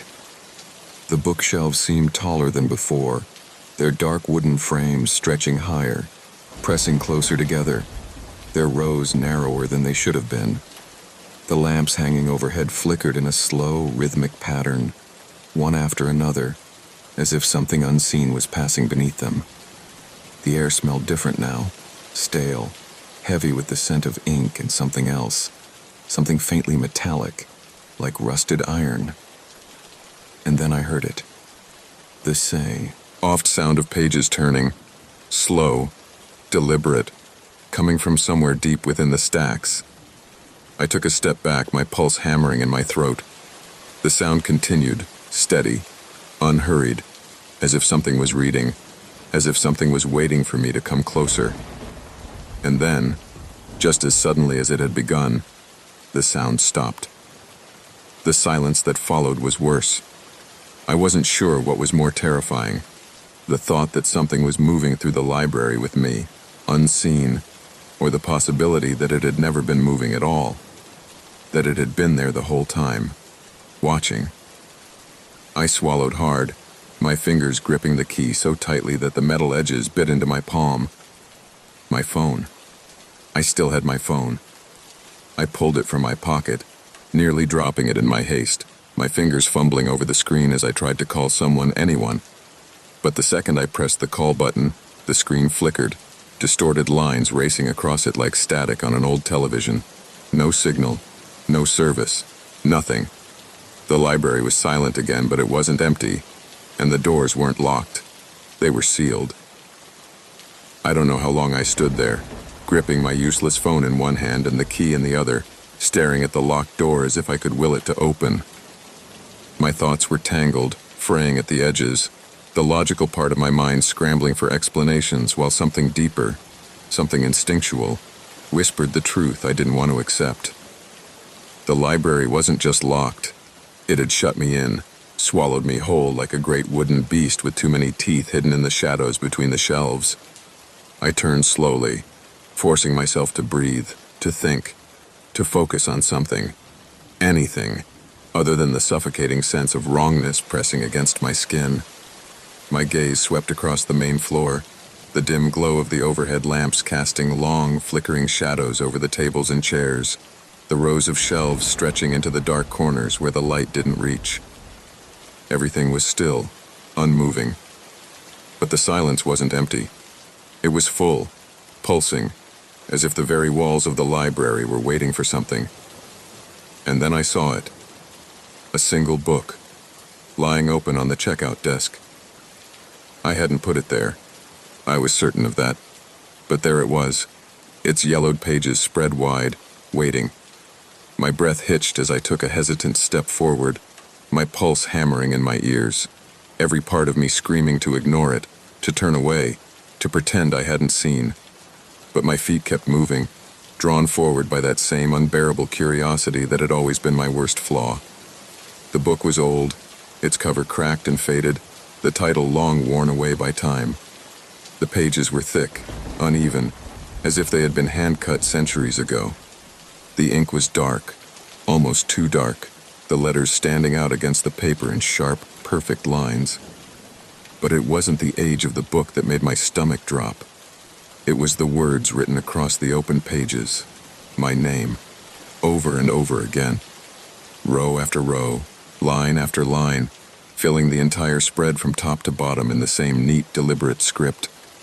I staggered back, my breath catching in my throat, my fingers curling into fists to stop them from shaking. This wasn't possible. It wasn't real.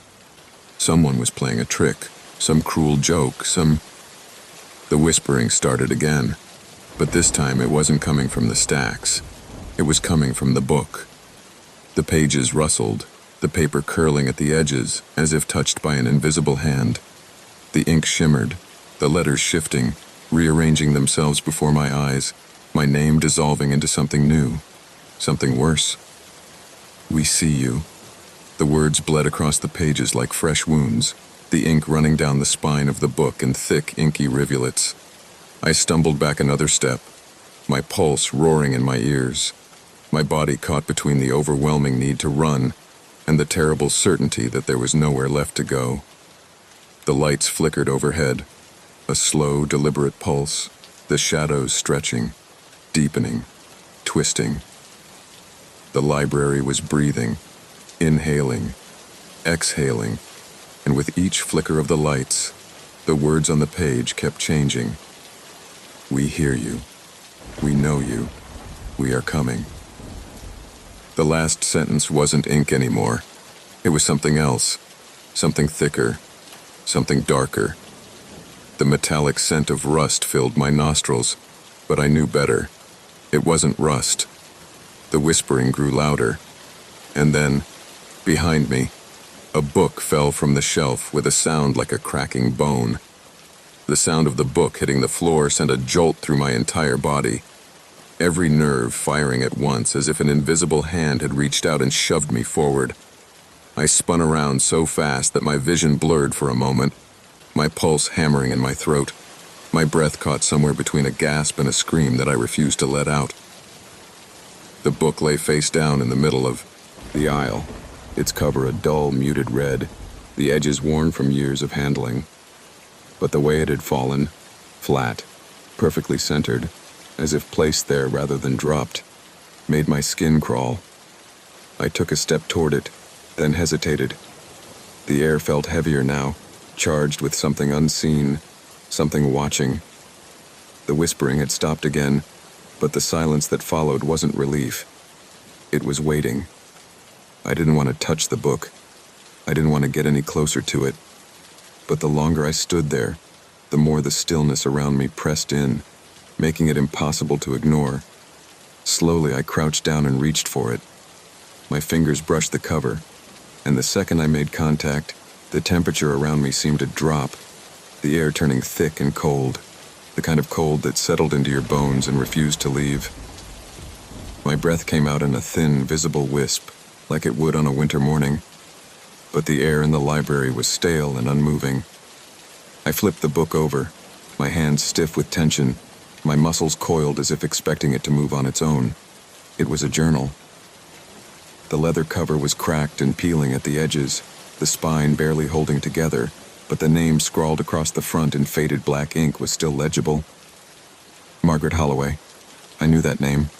Everyone who worked at the library did. She had been the head librarian decades ago, back when the library was still considered a grand place, before budget cuts and neglect turned it into a relic of the past. But no one ever talked about what had happened to her. Only that one night she had locked the doors behind her and never left. The police had searched the entire building, but she was gone. Just gone. They had found her purse, her coat, even a cup of tea still sitting on her desk, its surface long since dried and cracked. But no sign of Margaret herself. I had always assumed she had left through some back exit, that maybe she had just walked away from everything and never looked back. But now, looking at the journal in my hands, I wasn't so sure. The whispering started again, but this time, it was different. It wasn't coming from a single place. It was all around me, closer than before. The voices layered on top of each other, rising and falling in a rhythm that made my skin prickle with unease. My fingers tightened around the journal as I stood up, my eyes darting around the library, searching the shelves, the corners, the shadows. The lights above flickered in a slow, deliberate pattern, one after another, leading my gaze deeper into the aisles. Something wanted me to read this. I didn't want to, but I also knew I didn't have a choice. My hands trembled as I opened the journal, the pages stiff and brittle beneath my fingers, the ink smudged in places as if someone had written in a hurry, their hands shaking as they pressed pen to paper. The first few entries were ordinary, notes about overdue books, lists of repairs needed for the library's heating system, complaints about the dwindling number of visitors. But as I flipped further, the handwriting grew messier, more frantic, the sentences cutting off halfway through, the ink smeared as if the writer had been interrupted. Then, near the end of the journal, I found the last entry. March 14th, 1976. I was wrong. I thought it was just the building settling, just my own imagination. But I hear them now. The books. The pages move when I'm not looking. The words change. Sometimes I find my name written where it shouldn't be.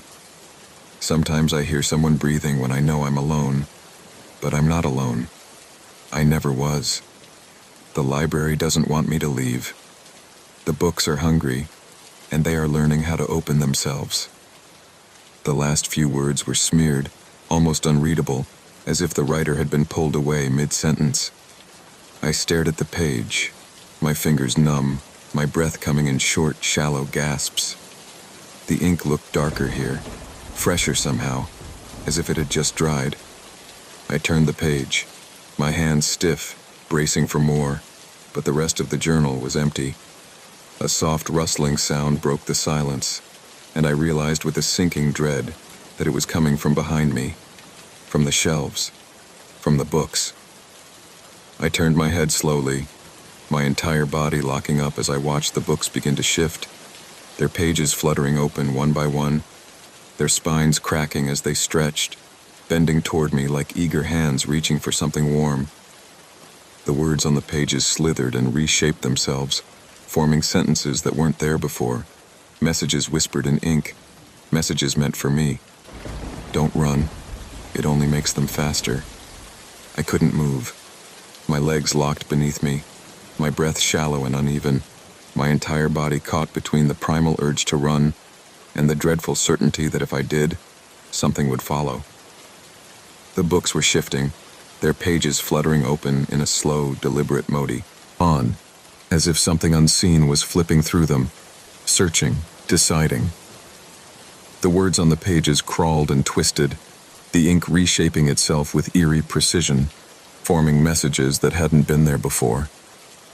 They know you now. They won't let you go. I swallowed hard, gripping the journal in my hands as if it were some kind of shield, though I knew it wouldn't protect me.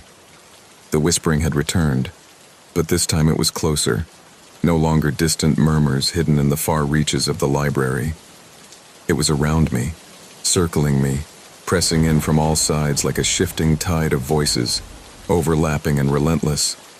Some were soft and lilting, almost gentle, while others were jagged, rough, scraping against my ears like rusted metal.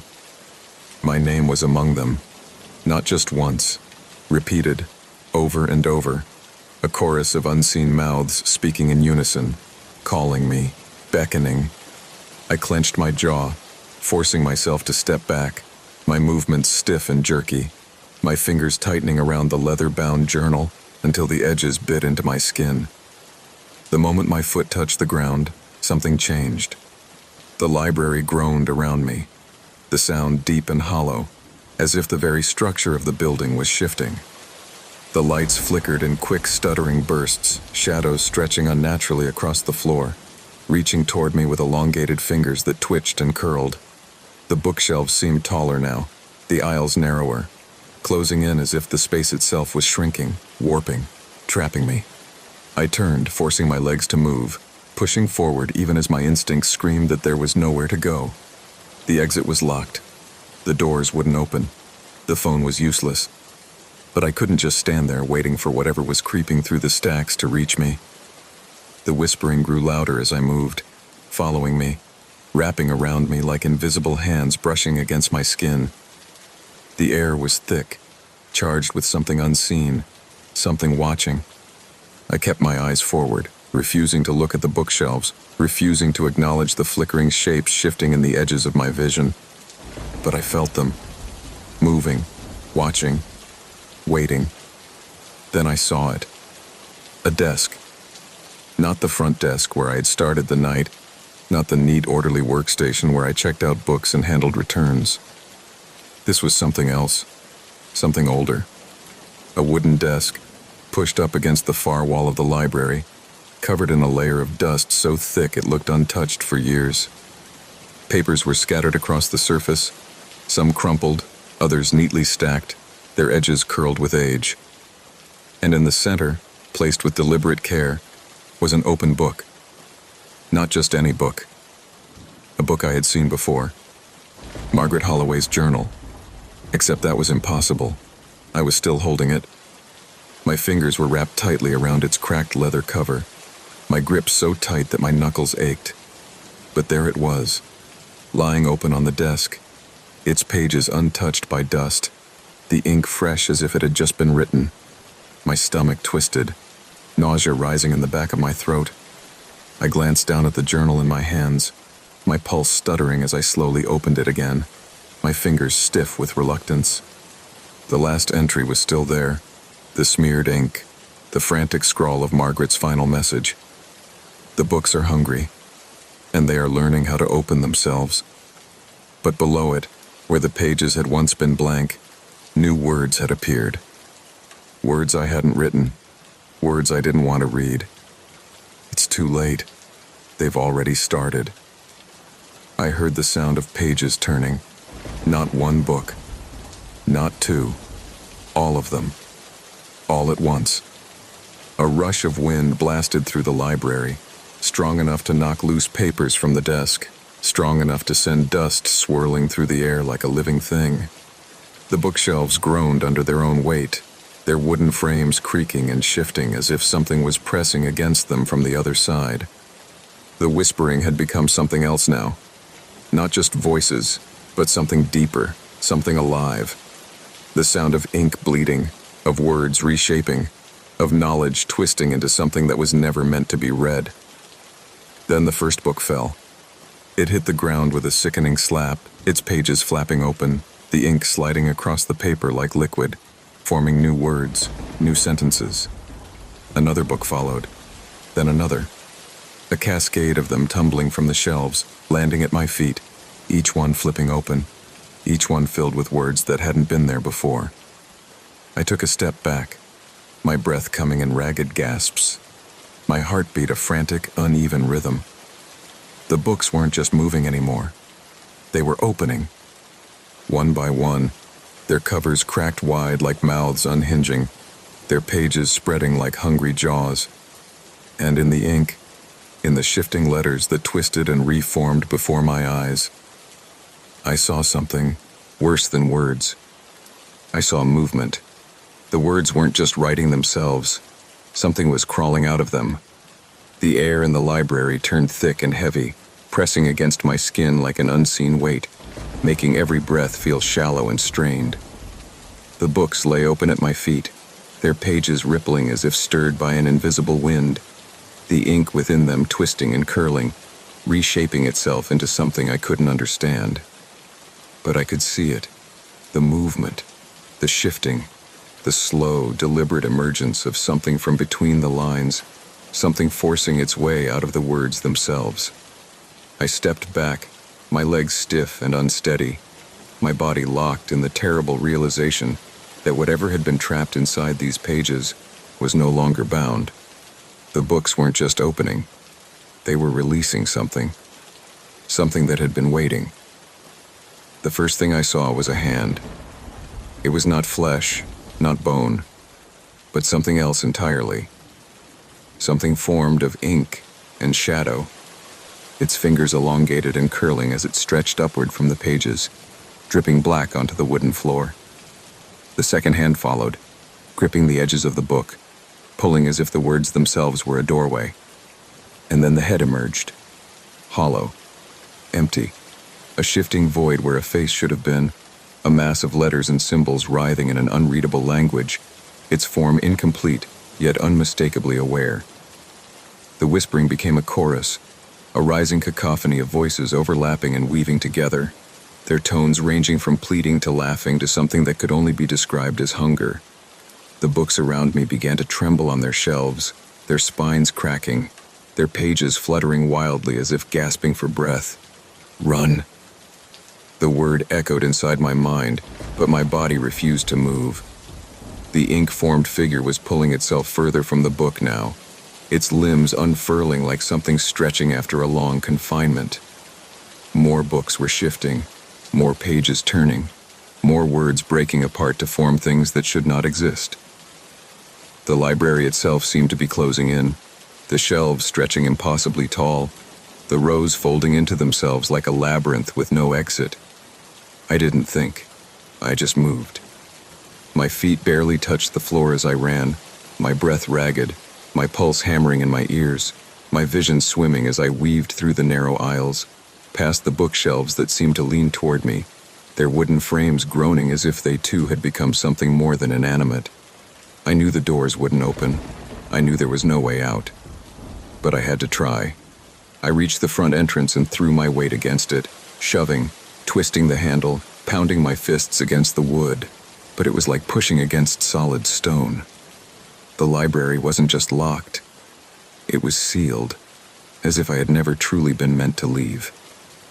Behind me, the whispering had turned into something else entirely. A single voice now.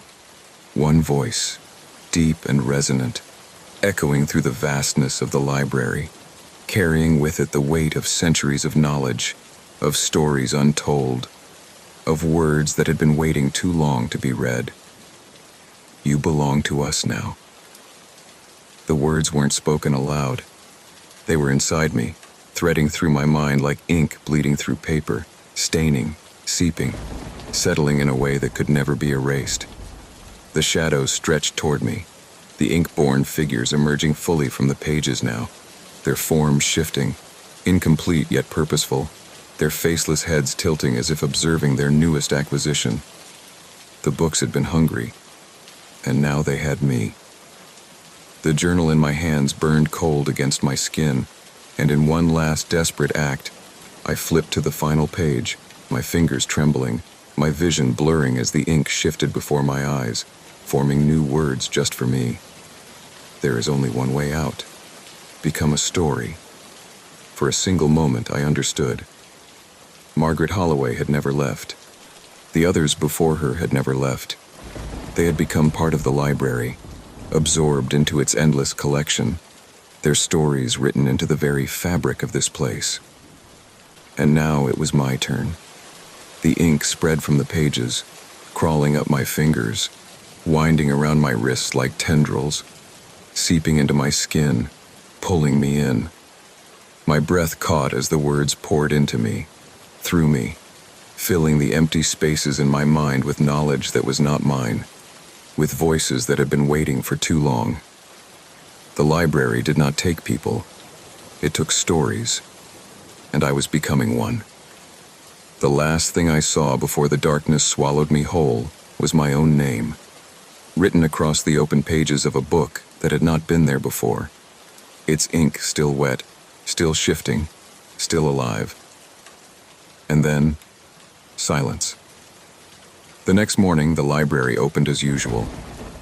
The front doors unlocked themselves at precisely 9 a.m., the old building greeting its visitors with the same dusty, musty scent of paper and time. The books were neatly arranged on their shelves, untouched, undisturbed, as if nothing unusual had ever happened. But if you stood very still, if you listened closely between the aisles, if you let yourself hear what was not meant to be heard, you might notice something. The faint sound of pages turning, a book that had not been there the day before. And if you are very unlucky, you might find one that has your name written inside.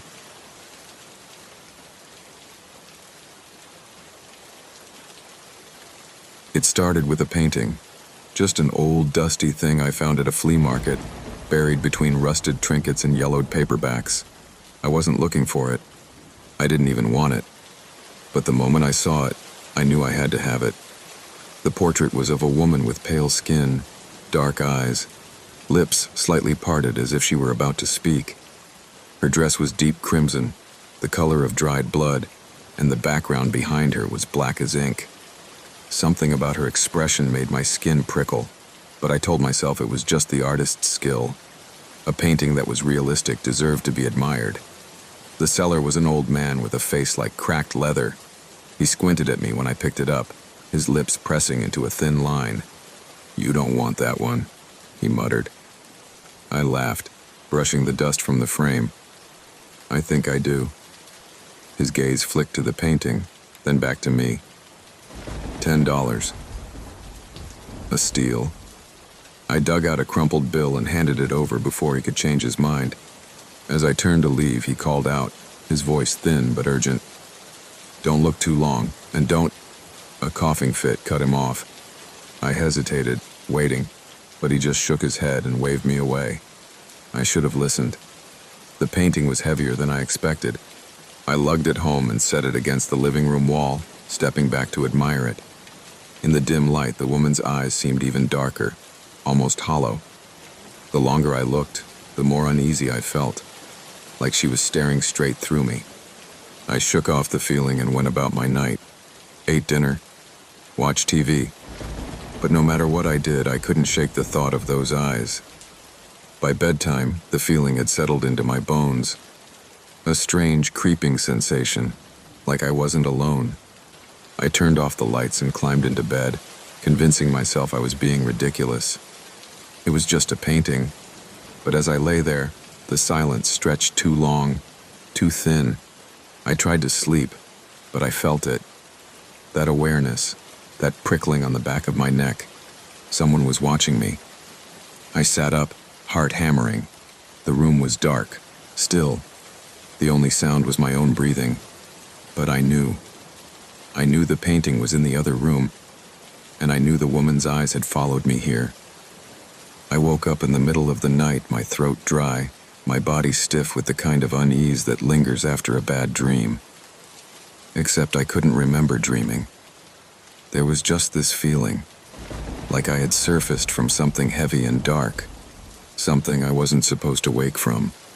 The room was cold, colder than it should have been, and as I sat up, rubbing my arms, I noticed how silent everything was. Not the peaceful kind of silence, but the dense, unnatural kind. The kind that presses against your ears and makes your heart beat too loud in your own chest. I turned to check the time on my phone, the screen glaring bright in the darkness. 3:17 a.m. Of course, always the worst hour of the night, when the world feels stretched too thin and everything seems just a little off. I sighed, swung my legs over the edge of the bed, and froze. The air in my room felt wrong. It wasn't just cold, it was still. Heavy. Like something was sitting in it, watching, waiting. I swallowed hard, telling myself it was all in my head, just my nerves messing with me after finding that eerie painting. I forced myself to stand, shaking out my limbs, trying to dispel the tension curling in my muscles. But then, just as I was about to step toward the door, I heard it. A whisper, soft, faint, almost like breath against my ear. "You're mine now." Every muscle in my body locked up. My breath hitched, my skin prickling from head to toe. I spun around so fast I nearly lost my balance, my pulse hammering in my ears. But there was nothing behind me, nothing in the shadows.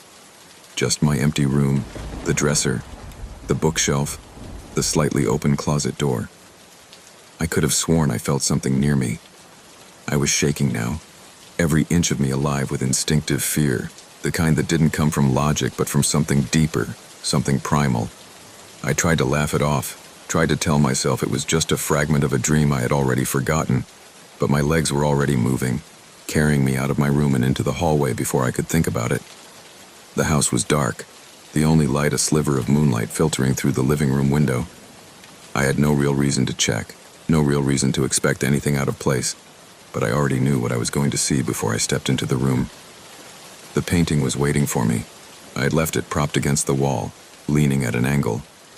Now it was upright, hanging, perfectly centered on the wall. I stopped breathing. The woman's dark eyes locked onto mine, her lips still slightly parted, as if she was seconds away from speaking. But something was different. I didn't notice it at first, lying there in the dim light, my body frozen in place, my skin crawling with the certainty that something was terribly, terribly wrong. But then I saw it. Her head was tilted, just slightly.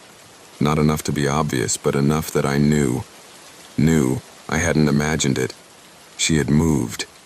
A choked sound clawed its way up my throat, something between a gasp and a whimper, but I forced it down. My hands curled into fists, my nails digging into my palms. No, I was not going to let a stupid painting mess with my head. I took a deep breath, stepped forward, and without giving myself time to hesitate, I grabbed the frame and tore it from the wall. My fingers ached from how tightly I was gripping it, my pulse thrumming like a drumbeat in my ears. I didn't care where I put it, didn't care what I had to do. I just needed it gone. I stumbled to the front door, fumbling with the lock, my hands shaking more than I wanted to admit. The night air hit me like ice, but I barely felt it.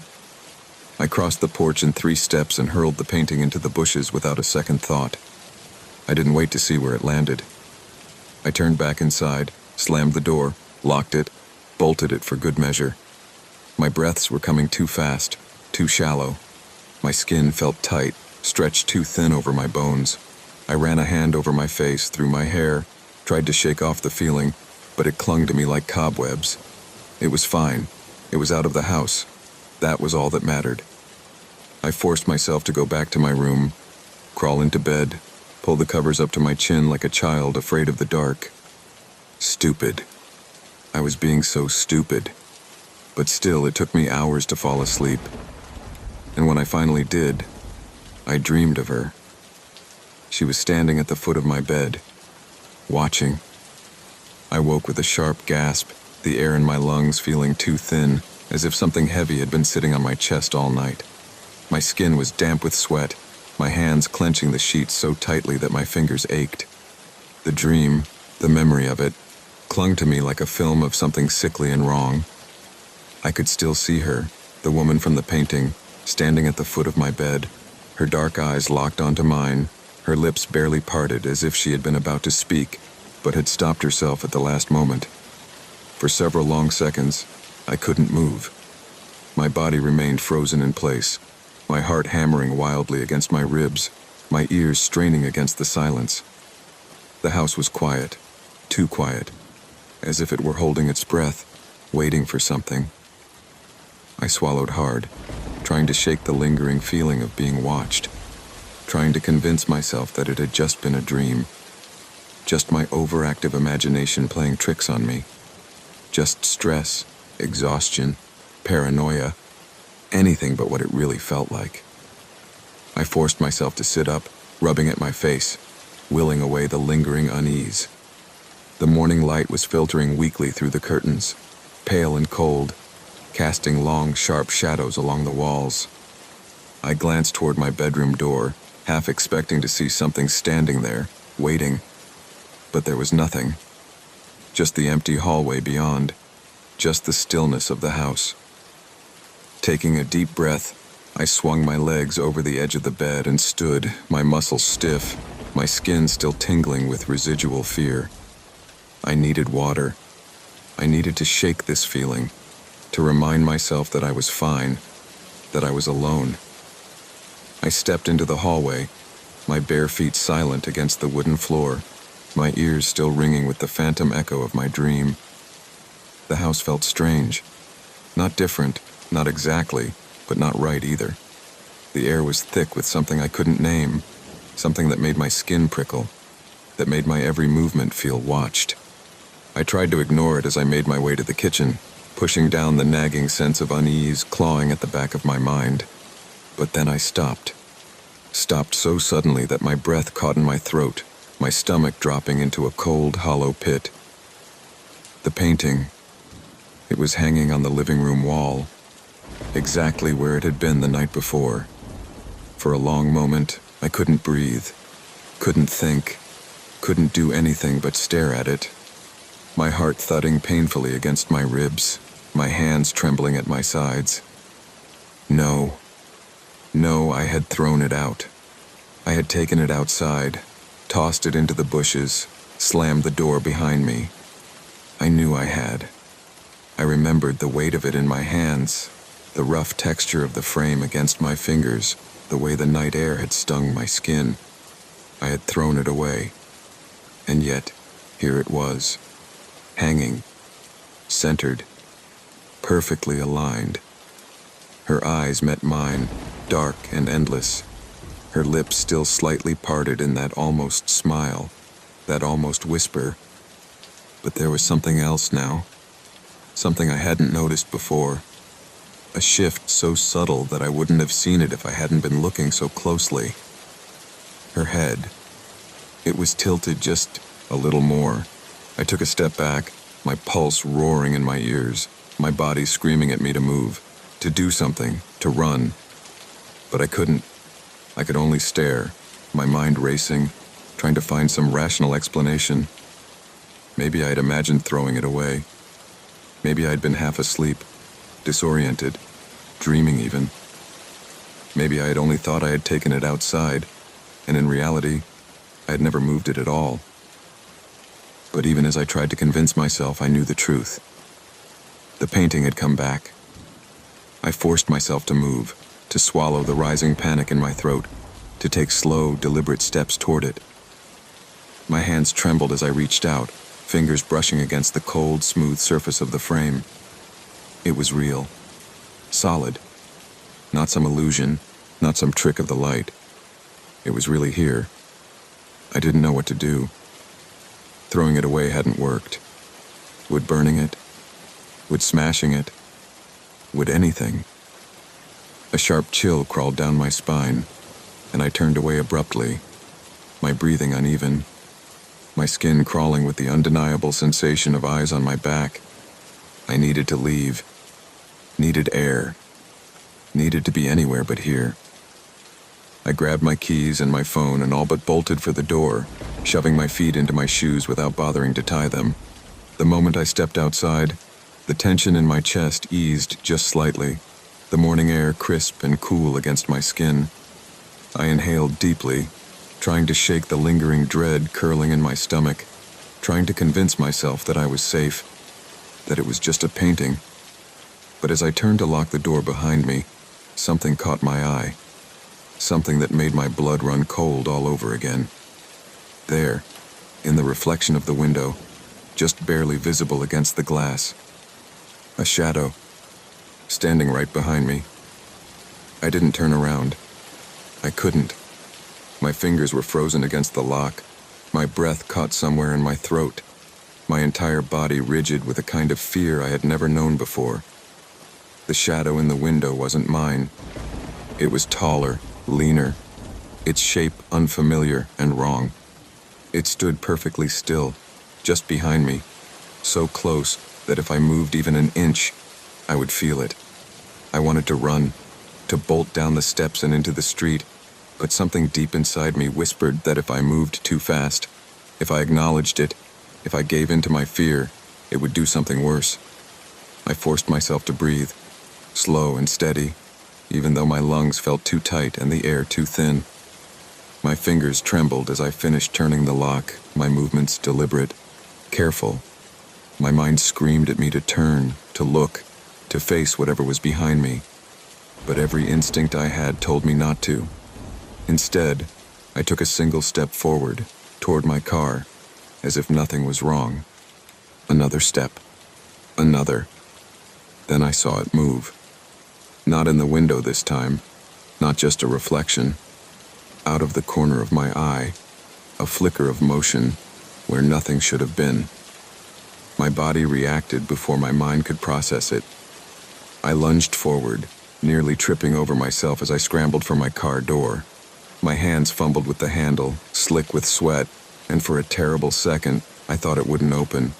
Then with a click, it gave way, and I threw myself inside, slamming the door shut behind me. I didn't look up. I didn't check the mirror.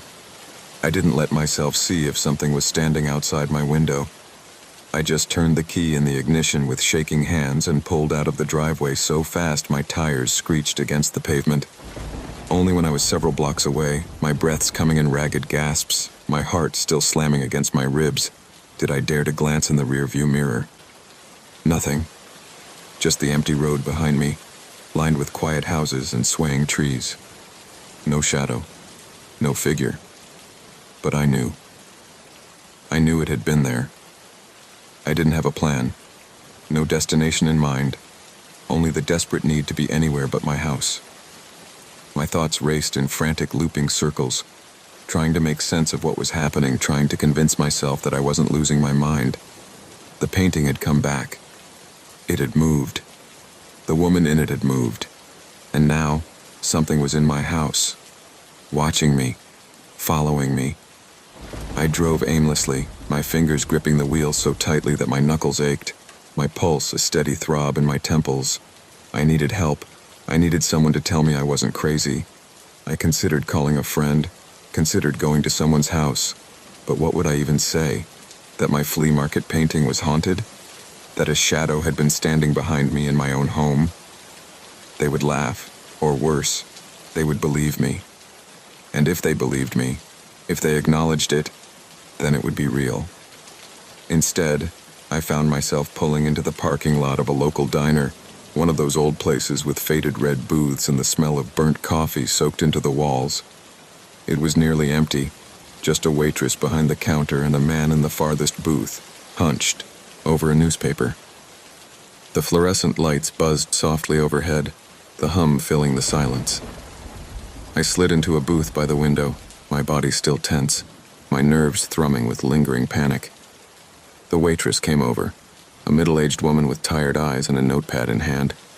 I ordered a coffee, barely paying attention to my own voice, my mind still back in my house, still stuck on the image of the painting hanging on my wall, exactly where I had thrown it away.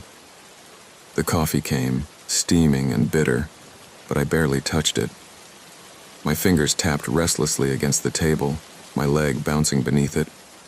I needed to calm down, needed to think, needed to figure out what I was going to do when I eventually had to go back home. Bad night?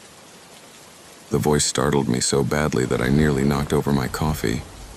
I looked up, heart still racing, to see the man from the back booth standing near my table. He was older, maybe in his late 60s, with sharp eyes that seemed to see straight through me.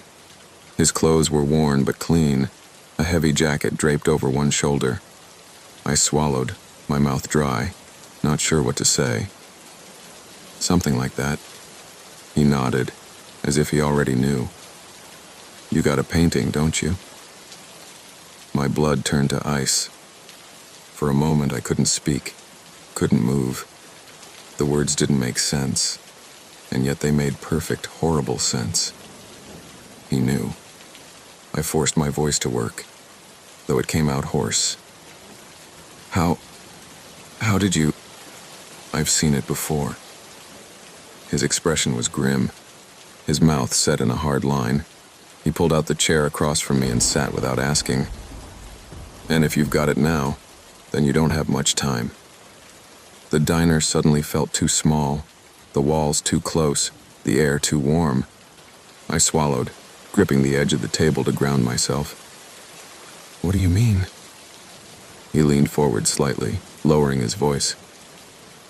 That painting, it doesn't just find people. It takes them. A cold shudder ran through me, and suddenly I wasn't sure I wanted to hear the rest. For a moment I couldn't speak. The words the old man had just said settled into my mind like cold stones sinking into deep water, dragging me down with them. It doesn't just find people, it takes them. My throat tightened, and I had to force myself to breathe, to keep my hands from shaking as I gripped the edge of the table. The diner around me suddenly felt unreal, like I was trapped in a bad dream that was bleeding into reality, stretching out in ways it wasn't supposed to. The buzz of the fluorescent lights overhead, the distant clatter of dishes from the kitchen, the faint murmur of a radio playing from behind the counter, none of it felt like it belonged to the same world where I had just seen that shadow in my window, where I had woken up feeling like someone had been standing at the foot of my bed. The man was still watching me, waiting. His eyes were sharp, too knowing, too serious. I wanted to look away, but I couldn't. It was as if he had caught me in a moment of free fall, and he was the only thing keeping me from hitting the ground. What do you mean it takes them? My voice came out quieter than I intended. barely above a whisper, as if saying the words too loudly would make them more real. The man exhaled slowly, running a hand over his stubbled jaw. He looked tired, not in the way that came from lack of sleep, but in the way that came from carrying something heavy for too long. He hesitated for a moment, as if weighing how much to tell me, then leaned forward, lowering his voice.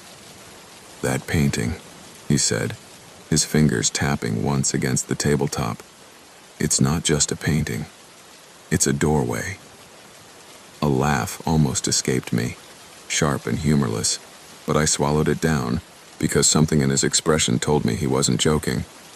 His gaze didn't waver, and for some reason, that was the most terrifying part of all. "A doorway to what?" I asked, even though I already knew I wouldn't like the answer. His lips pressed into a thin line, as if he didn't want to say it out loud. When he finally spoke, his voice was barely above a murmur. "To her?"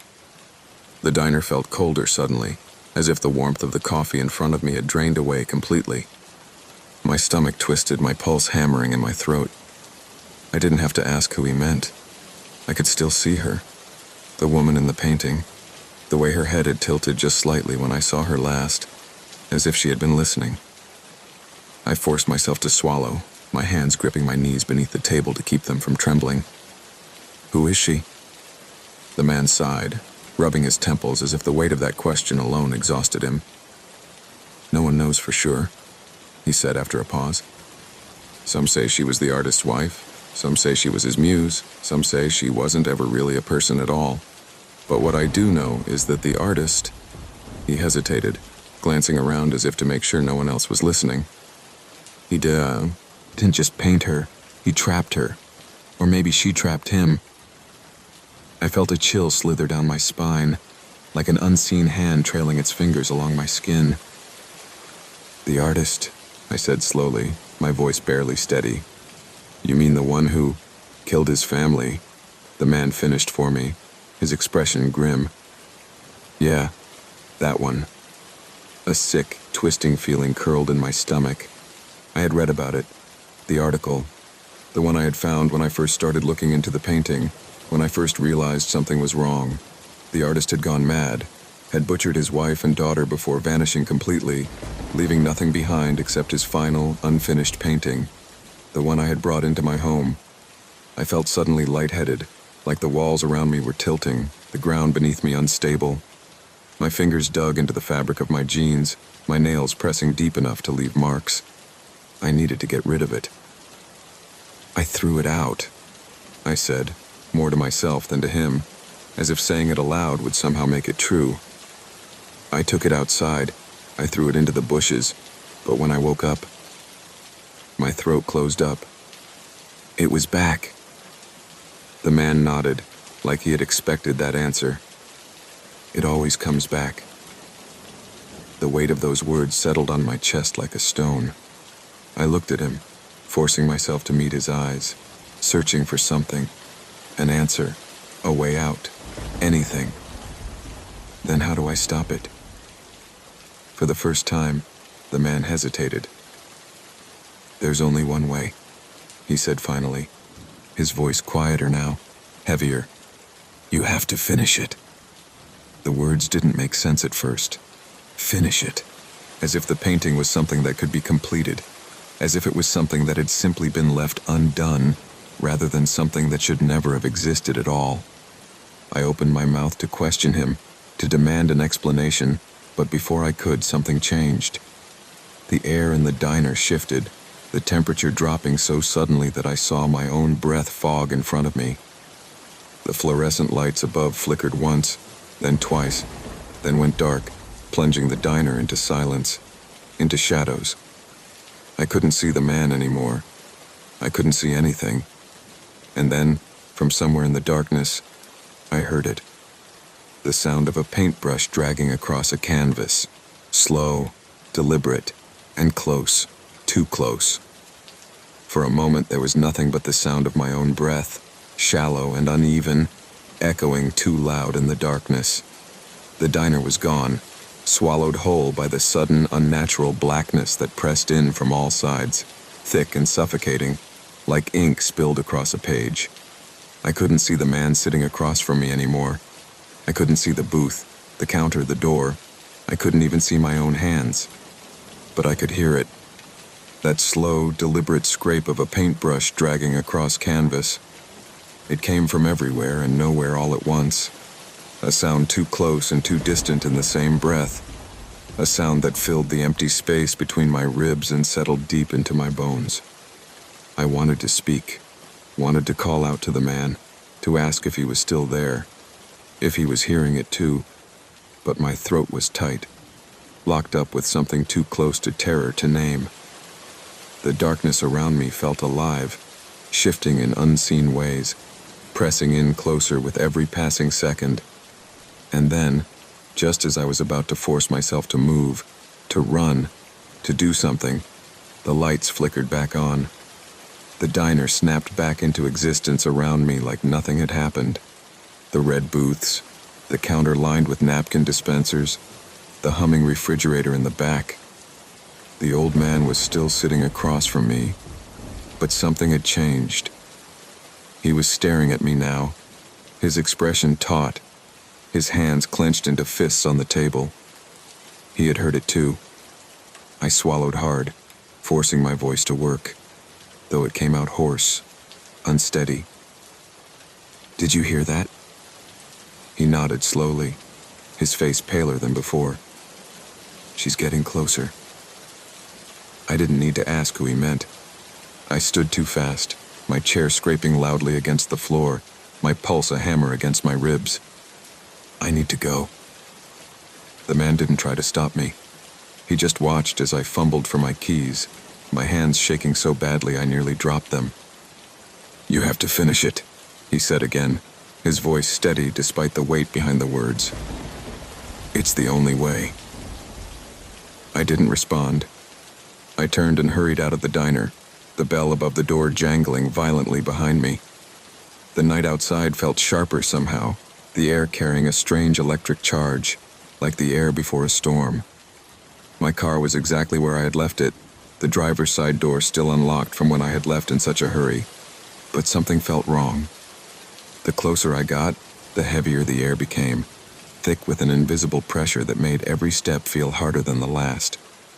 I yanked open the door, slid into the driver's seat, and shut the door behind me with enough force to make the windows rattle. My fingers fumbled for the ignition, my breath coming too fast, but as I reached for the keys, my eyes flickered to the rearview mirror, and I stopped breathing. She was there, the woman from the painting, sitting in the back seat. Her skin was as pale as the canvas she had been painted on. Her dark eyes locked onto mine through the mirror. Her lips were still slightly parted, still caught in that almost smile. But now she was closer. Now I could see the details of her face, the delicate brushstrokes that had shaped her, the eerie, unfinished quality of her features. My stomach twisted violently, every instinct in my body screaming at me to move, to run, to do anything but sit there frozen. But I couldn't, because she was moving. Slowly, she lifted one hand, long, slender fingers trailing up my shoulder, a touch so light, it felt like static against my skin. I didn't think. I didn't breathe. I just slammed my foot against the gas. The tires screeched against the pavement as I tore out of the parking lot, my hands gripping the wheel so tight my knuckles ached. My pulse was a wild, uneven thing in my chest, my breath coming in sharp, panicked gasps. I didn't know where I was driving, only that I needed to get away, needed to put as much distance as possible between me and whatever was happening, even though I already knew, deep down, in the marrow of my bones, I couldn't outrun this. She was still in the back seat. I didn't dare look in the mirror again. I could feel her there, could sense the weight of her presence behind me, silent, waiting. My hands trembled against the wheel, my vision blurring slightly from the adrenaline flooding my system. "Finish it." The man's words echoed in my head, looping over and over, anchoring themselves deep into my thoughts. It's the only way. I didn't understand what it meant, but I knew one thing for certain. The painting wasn't just a painting. It wasn't just an object I had brought into my house. It was something unfinished, something incomplete. And she, whoever she was, wanted me to finish it. My house loomed ahead, its familiar shape standing stark against the night. I barely remembered pulling into the driveway, barely remembered turning off the engine and stumbling out of the car. All I knew was that I was moving, walking up the steps, fumbling with the keys, and then, somehow, I was inside. The painting was waiting for me, hanging in the exact same spot on the living room wall, perfectly centered, as if it had never moved. But it had changed. The background was no longer just black. There was something else now. A faint, unfinished shape. Me. The brush was in my hand before I even realized I had picked it up. My breath came in sharp, uneven bursts, my mind screaming at me to stop, to run, to do anything but this. But I couldn't. The moment my fingers wrapped around the handle, I felt it. A pull. A terrible, overwhelming need to finish what had been started. The brush moved against the canvas, and the moment it did, something shifted. The air crackled, reality warping around me like a ripple in water. My vision blurred. My body felt weightless. And then, I wasn't in my house anymore. I was inside the painting. The world around me was dark, the air thick with the smell of oil and canvas. I turned, my heart hammering, and saw her standing in front of me. The woman from the painting. No longer trapped behind glass. No longer a lifeless image. She was real now, and she was smiling. I looked down at my hands, at my arms, at my reflection in the dark surface beneath me. My face, my skin, blank. I tried to scream, but no sound came out. And then, behind me, the brush began to move again. Someone else was painting.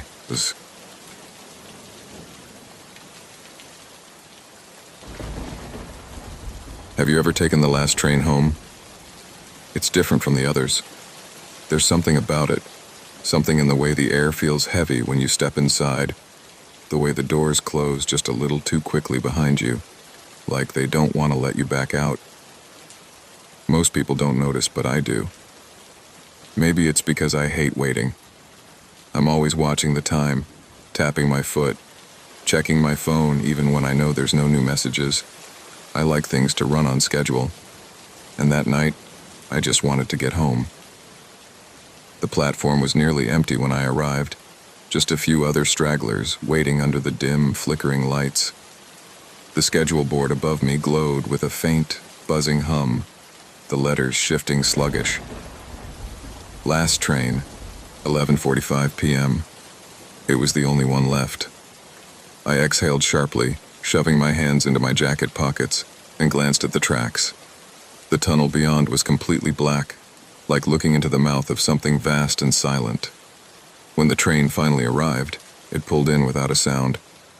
No screeching of brakes, no whoosh of air displacement, just a smooth, gliding stop that sent an uneasy shiver up my spine. The doors opened, and I stepped inside. The car was nearly empty, just a handful of passengers seated at random intervals, staring straight ahead. I barely looked at them as I took a seat near the middle, leaning my head against the cool glass of the window. That's when I noticed something was wrong. The window was black. Not dark, not showing the blur of tunnels or distant station lights, just black, like I was staring into a void. I squinted, trying to see if the glass was tinted or maybe covered with grime, but there was nothing, just endless darkness. I sat back, frowning, and glanced around at the other passengers. None of them seemed to care. That's when I realized they weren't moving. They were seated, stiff and unnatural, their backs straight, their hands resting on their laps or gripping the metal poles beside them. But none of them were reading or looking at their phones. None of them shifted in their seats or tapped their fingers or did anything that normal people did on a train. And their faces. My stomach twisted as I stared at them. The longer I looked, the more wrong they seemed. Their skin was smooth, too smooth, like polished wax, their features blurred, indistinct. It was like trying to remember the face of a stranger you'd only glanced at in passing. There was nothing specific to focus on, nothing to recognize. I turned away, my pulse picking up, my fingers tightening on my knees. Maybe I was just overtired. Maybe the dim lighting was playing tricks on me. I just needed to ignore them, close my eyes, wait for my stop. The train would slow down, the doors would open, and I'd step off onto solid ground, head home, forget this ever happened. But the train didn't slow down. Minutes passed, then more. I checked my phone, but the screen was black, refusing to turn on no matter how many times I pressed the button. I glanced at the overhead display that usually announced the next stop, but it was blank. I swallowed hard, pushing myself up from my seat. I needed to see where we were, needed some confirmation that we were still on the right track, that this was just some electrical malfunction and not something worse. I stepped into the next car.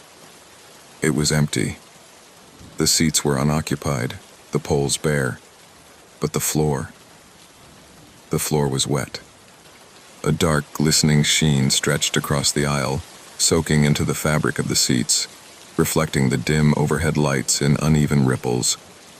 I took a hesitant step forward, my shoe making a faint squelching sound. The smell hit me then, something damp and stale, like stagnant water that had been sitting too long, soaking into the metal and cloth. And then, from somewhere ahead, I heard footsteps. Slow, unhurried, moving toward me. The footsteps were steady, deliberate, echoing faintly against the metal floor of the train car ahead. My breath caught in my throat, my body frozen between the instinct to run and the desperate need to see who, or what, was coming.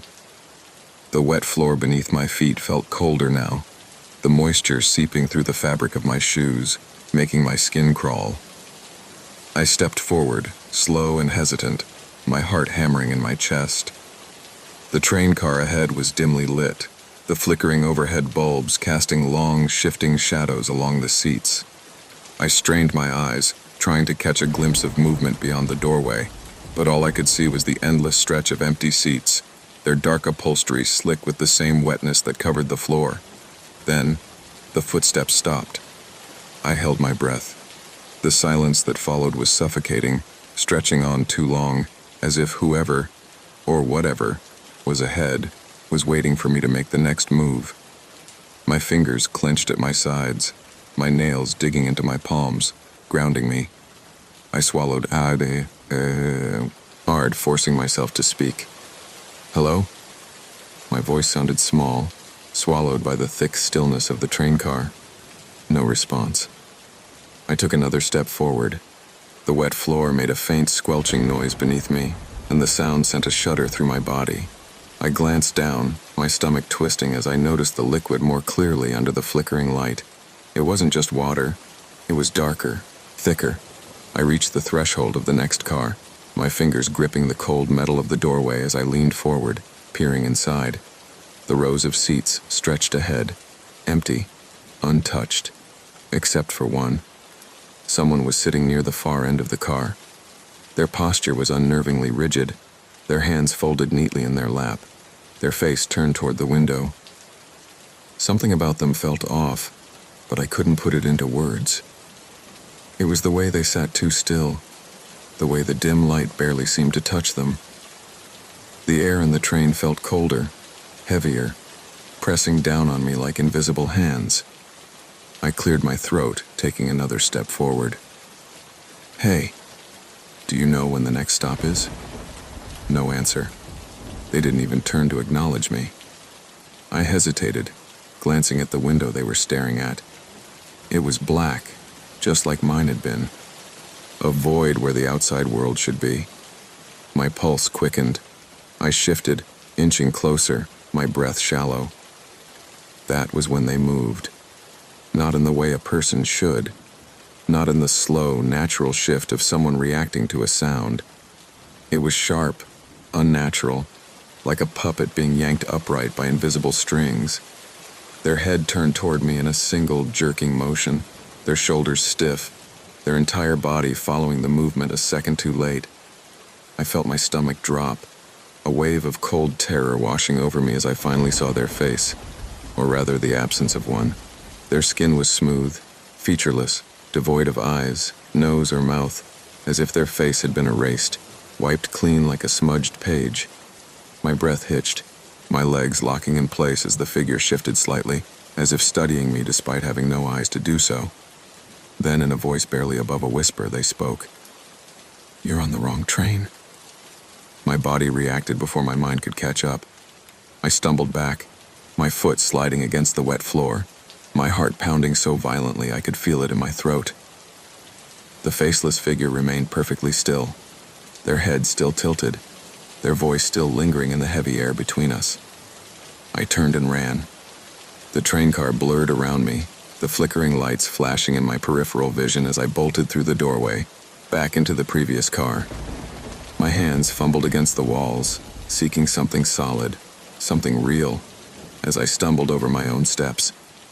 But the moment I re-entered the car I had come from, my breath caught in my throat.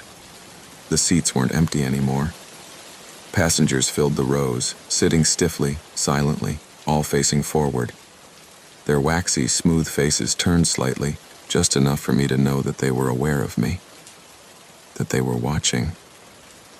And then, all at once, they started to rise. I couldn't breathe. The air in the train car had thickened, pressing against my skin like invisible hands, suffocating and cold. The passengers, if I could even call them that, were moving now, their smooth, faceless heads tilting unnaturally as they rose from their seats in eerie unison.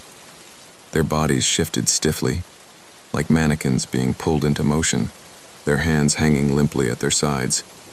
None of them made a sound, not a breath, not a shuffle, just silence, deep and suffocating, stretching between us like something alive. My pulse pounded against my skull, my legs trembling beneath me as I took a shaky step backward. I didn't know where to go. The train doors were locked, the windows were black. There was no way out. I turned, my body moving on instinct, pushing toward the next car, desperate to put space between me and them. My hand slammed against the door, fumbling for the latch, the cold metal slick beneath my fingertips. It wouldn't open. My breath came faster, ragged, each inhale sharp enough to hurt. I pulled again, harder this time, my muscles straining, my fingers slipping. A hand touched my shoulder. I spun, a choked gasp escaping my lips, my body lurching back against the unyielding door. The faceless figures were closer now, their featureless heads inches from mine, their blank faces reflecting the dim, flickering lights overhead. My skin crawled with the unbearable sensation of being seen without being seen, of being studied by something that shouldn't exist. Then, one of them leaned forward, its smooth, empty face hovering near my own. I braced for something, pain, cold, movement, but all that came was a whisper, low and unnatural, curling through the thick air like smoke. "You were not supposed to be here." My vision swam, the lights flicked, peered wildly above me, the shadows stretching and twisting across the ceiling like ink spreading through water. The sound of the train rumbled beneath my feet, but it felt distant, wrong, as if the movement of the train didn't match the motion of my body. I forced myself to speak, my voice barely more than a breath. Where is this train going?" The figure tilted its head, slow and deliberate, the movement eerily smooth. Then, it stepped back, its body folding into the shifting shadows of the other passengers. They were all still watching, standing perfectly still, as if waiting. Then, as if answering my question, the overhead display screen above the seats flickered to life. The glowing letters glitched and buzzed, shifting and distorting before finally settling on a single word. Nowhere. A sharp jolt ran through the train, the floor beneath me vibrating with a sudden, violent motion. The lights flickered once more before cutting out completely, plunging everything into absolute darkness. And then, I felt it. The train was speeding up. The walls groaned as the momentum increased, the rhythmic clatter of the tracks beneath us turning into an unsettling, distorted hum. My fingers curled against the door behind me, my breath shaky and uneven, my heartbeat a frantic drum in my ears. Somewhere in the darkness, the whispering started again. It came from all directions, rising and falling in an eerie, unnatural chorus, their voices blending together like a melody with no end. I pressed my hands against my ears, squeezing my eyes shut, willing myself to wake up, to be anywhere else. Then, the train lurched violently, and the floor seemed to drop beneath me. I staggered, my body slamming against the cold metal wall as gravity twisted and pulled, the sensation of motion shifting in a way that made my stomach churn. The whispers were growing louder, more frantic, filling every space, pouring into my head like an unstoppable tide. And then, all at once, the train stopped.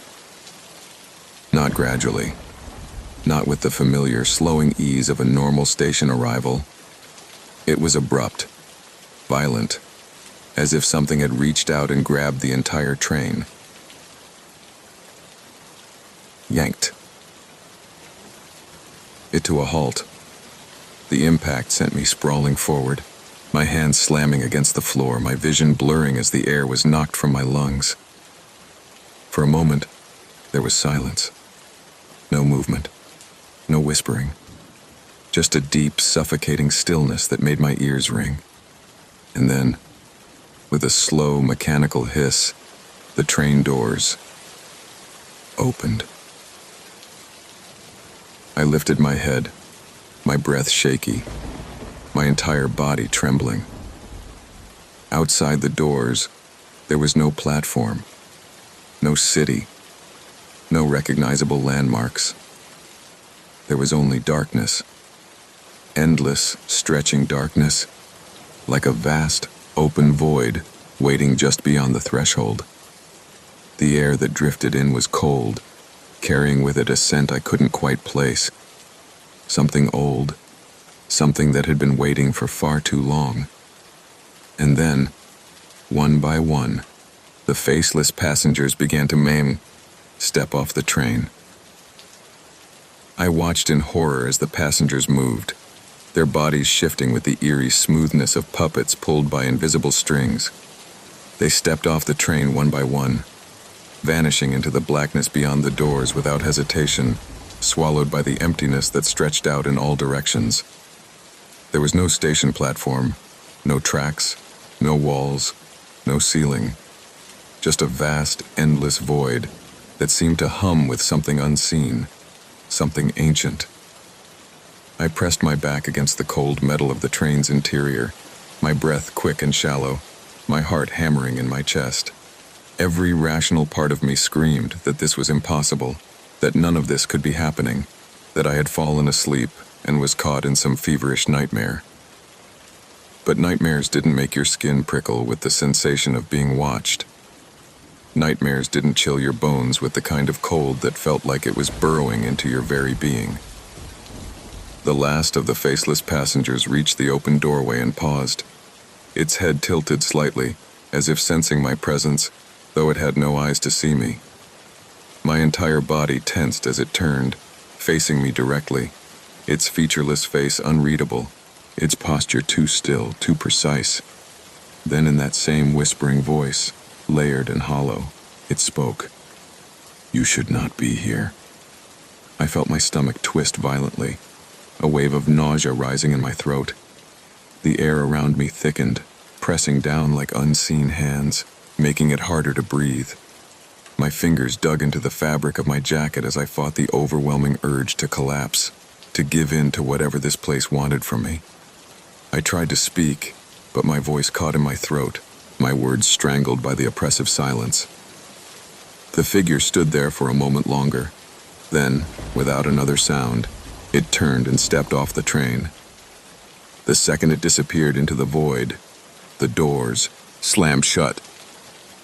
The train lurched, metal groaning, the floor vibrating beneath my feet. I stumbled forward, catching myself against one of the nearby poles, my breath ragged and uneven. The lights overhead flickered violently, casting jagged, distorted shadows along the walls as the train began to move again. Not forward, backward. The realization hit me like a punch to the gut. The train wasn't continuing to its next destination. It was retreating. Pulling away from whatever that place had been, retreating back into the endless tunnels that stretched behind us. But the worst part wasn't the movement. It was the fact that I was alone, now. I turned, scanning the empty train car, my hands trembling at my sides. The faceless passengers were gone. Their silent presence had been unnerving, but their absence was worse. The seats where they had been sitting were empty, untouched, as if they had never been occupied at all. The air felt colder now, heavier, as if the space they had left behind was filled with something else, something unseen, something lingering. I forced myself to move, stumbling toward the nearest window. The outside remained an endless void, no landmarks, no signs of the real world. I pressed my palm against the glass, half expecting to feel warmth from the other side, but it was ice cold, as if the darkness outside was leaching the very heat from the train itself. Then, in the reflection of the window, I saw movement. I turned sharply, my breath catching. The seats were still empty, the aisles were still clear, but I knew, with a certainty that sent a shudder down my spine, that I was not alone. Something was still here. I stood frozen in place, my breath shallow, my pulse pounding in my ears. The train rocked gently as it continued its impossible journey, the dim overhead lights flickering in slow, rhythmic pulses, casting shifting shadows along the empty seats. But I knew that something was still here with me. The reflection in the window had moved. I turned my head slowly, my body stiff with dread, my eyes scanning the train car. Every seat was empty.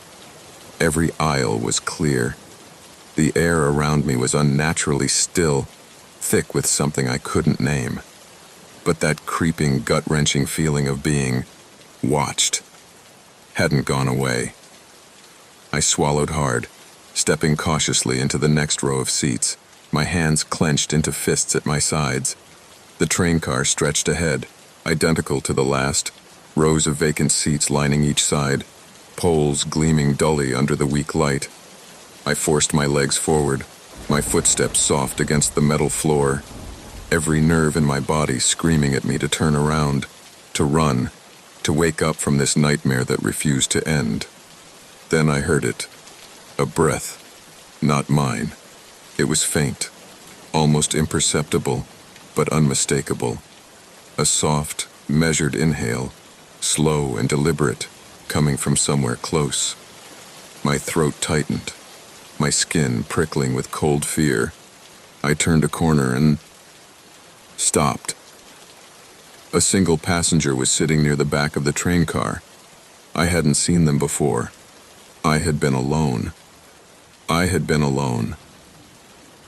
But there they were, seated calmly, hands resting on their lap, their posture unnervingly still. My stomach twisted violently as I forced myself to look at their face, expecting the same smooth, featureless void as the others. But they had a face, a real face, and that was almost worse. They were smiling. The expression was too wide, stretched unnaturally across their face, teeth white and straight, unmoving. Their eyes, dark, unblinking, were locked onto mine, unshifting, unrelenting. They didn't react to my presence, didn't acknowledge the terror freezing my limbs in place. They simply stared. The train rattled beneath my feet, the soft hum of the tracks vibrating through the floor, but the figure remained perfectly still, as if untouched by the movement of the world around them. I tried to speak, but my throat was dry, my voice trapped somewhere deep inside me. My fingers twitched at my sides, my body demanding action, demanding anything, to break the awful, suffocating stillness. The figure leaned forward, not in a natural way. It was sudden, jerking, like a puppet yanked by invisible strings.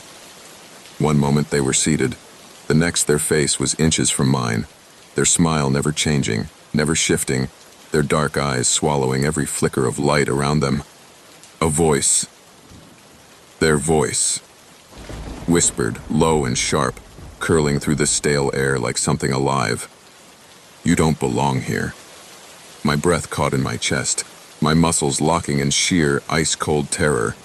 Then, with a sharp, sickening snap, their head tilted to the side. Too far.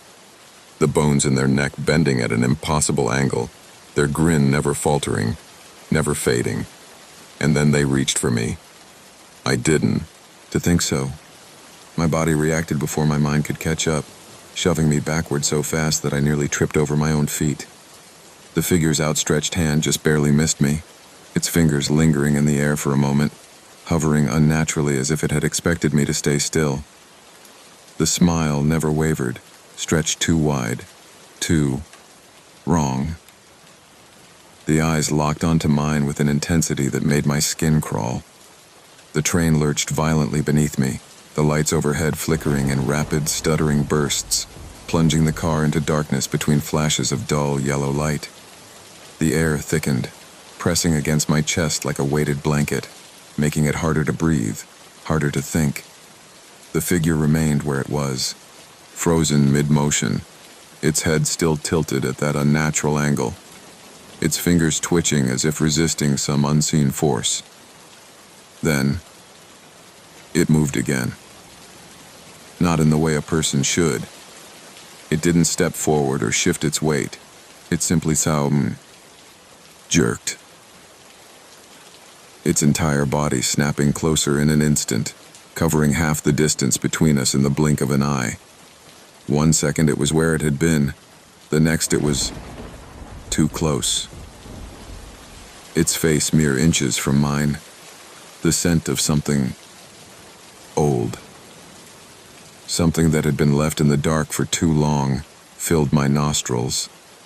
My breath came in shallow gasps, my heartbeat so loud that it drowned out the steady hum of the train. The walls of the car seemed to close in, the shadows stretching and twisting unnaturally, reaching toward me. The figure didn't speak this time, didn't whisper its unsettling warnings. It simply stared, unblinking, unbreathing, waiting. I stumbled backward, slamming into one of the cold metal poles, my fingers gripping it tight enough to turn my knuckles white. I needed to get out. I needed to wake up. But there was no waking up. There was only the train, speeding through endless darkness, the doors locked, the windows black, the world outside non-existent. The train jolted again, harder this time, throwing me off balance. I barely caught myself, my fingers slipping against the metal as I turned my head toward the front of the car. The next doorway. If I could just get to the next car, maybe. The lights went out completely. A silence fell, heavier than before, the kind that made my ears ring, made my own breathing sound deafening.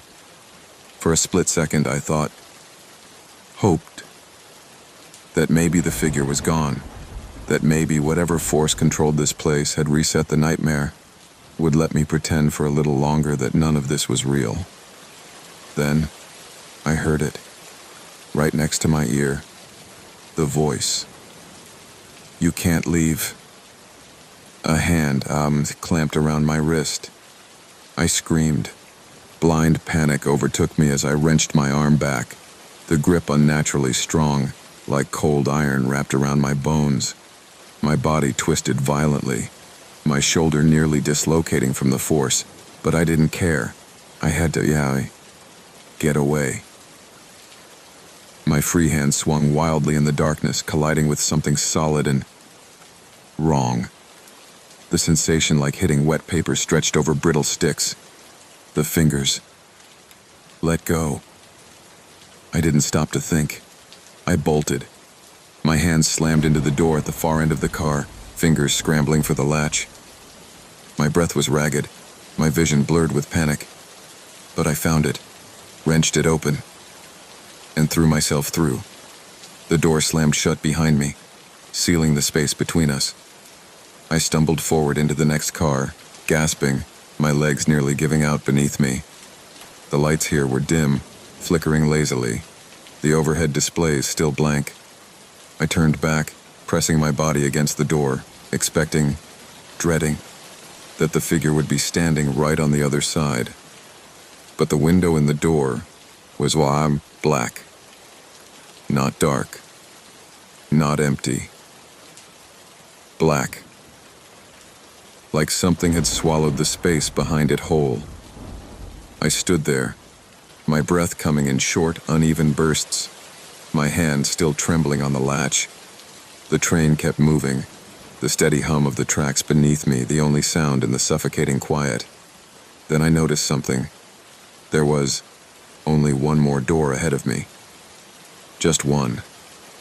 My stomach twisted violently as I realized what that meant. I had moved through 4 train cars since this nightmare began. There should have been more. There should have been an entire train stretching ahead of me.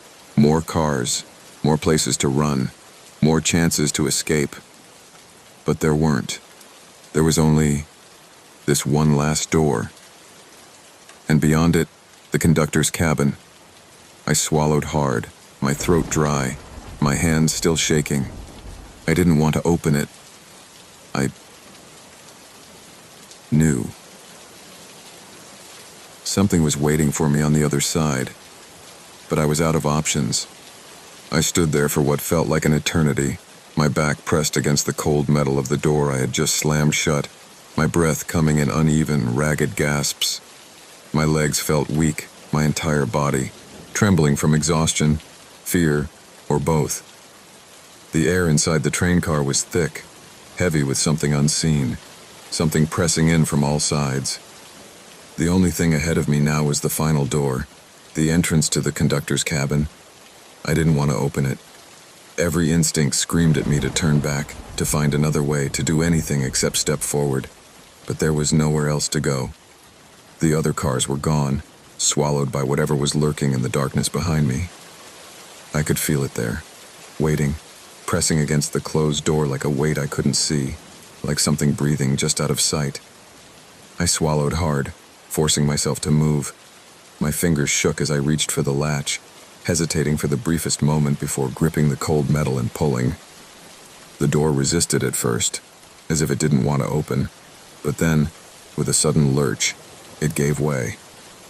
The conductor's cabin was small, dimly lit by a single flickering bulb overhead.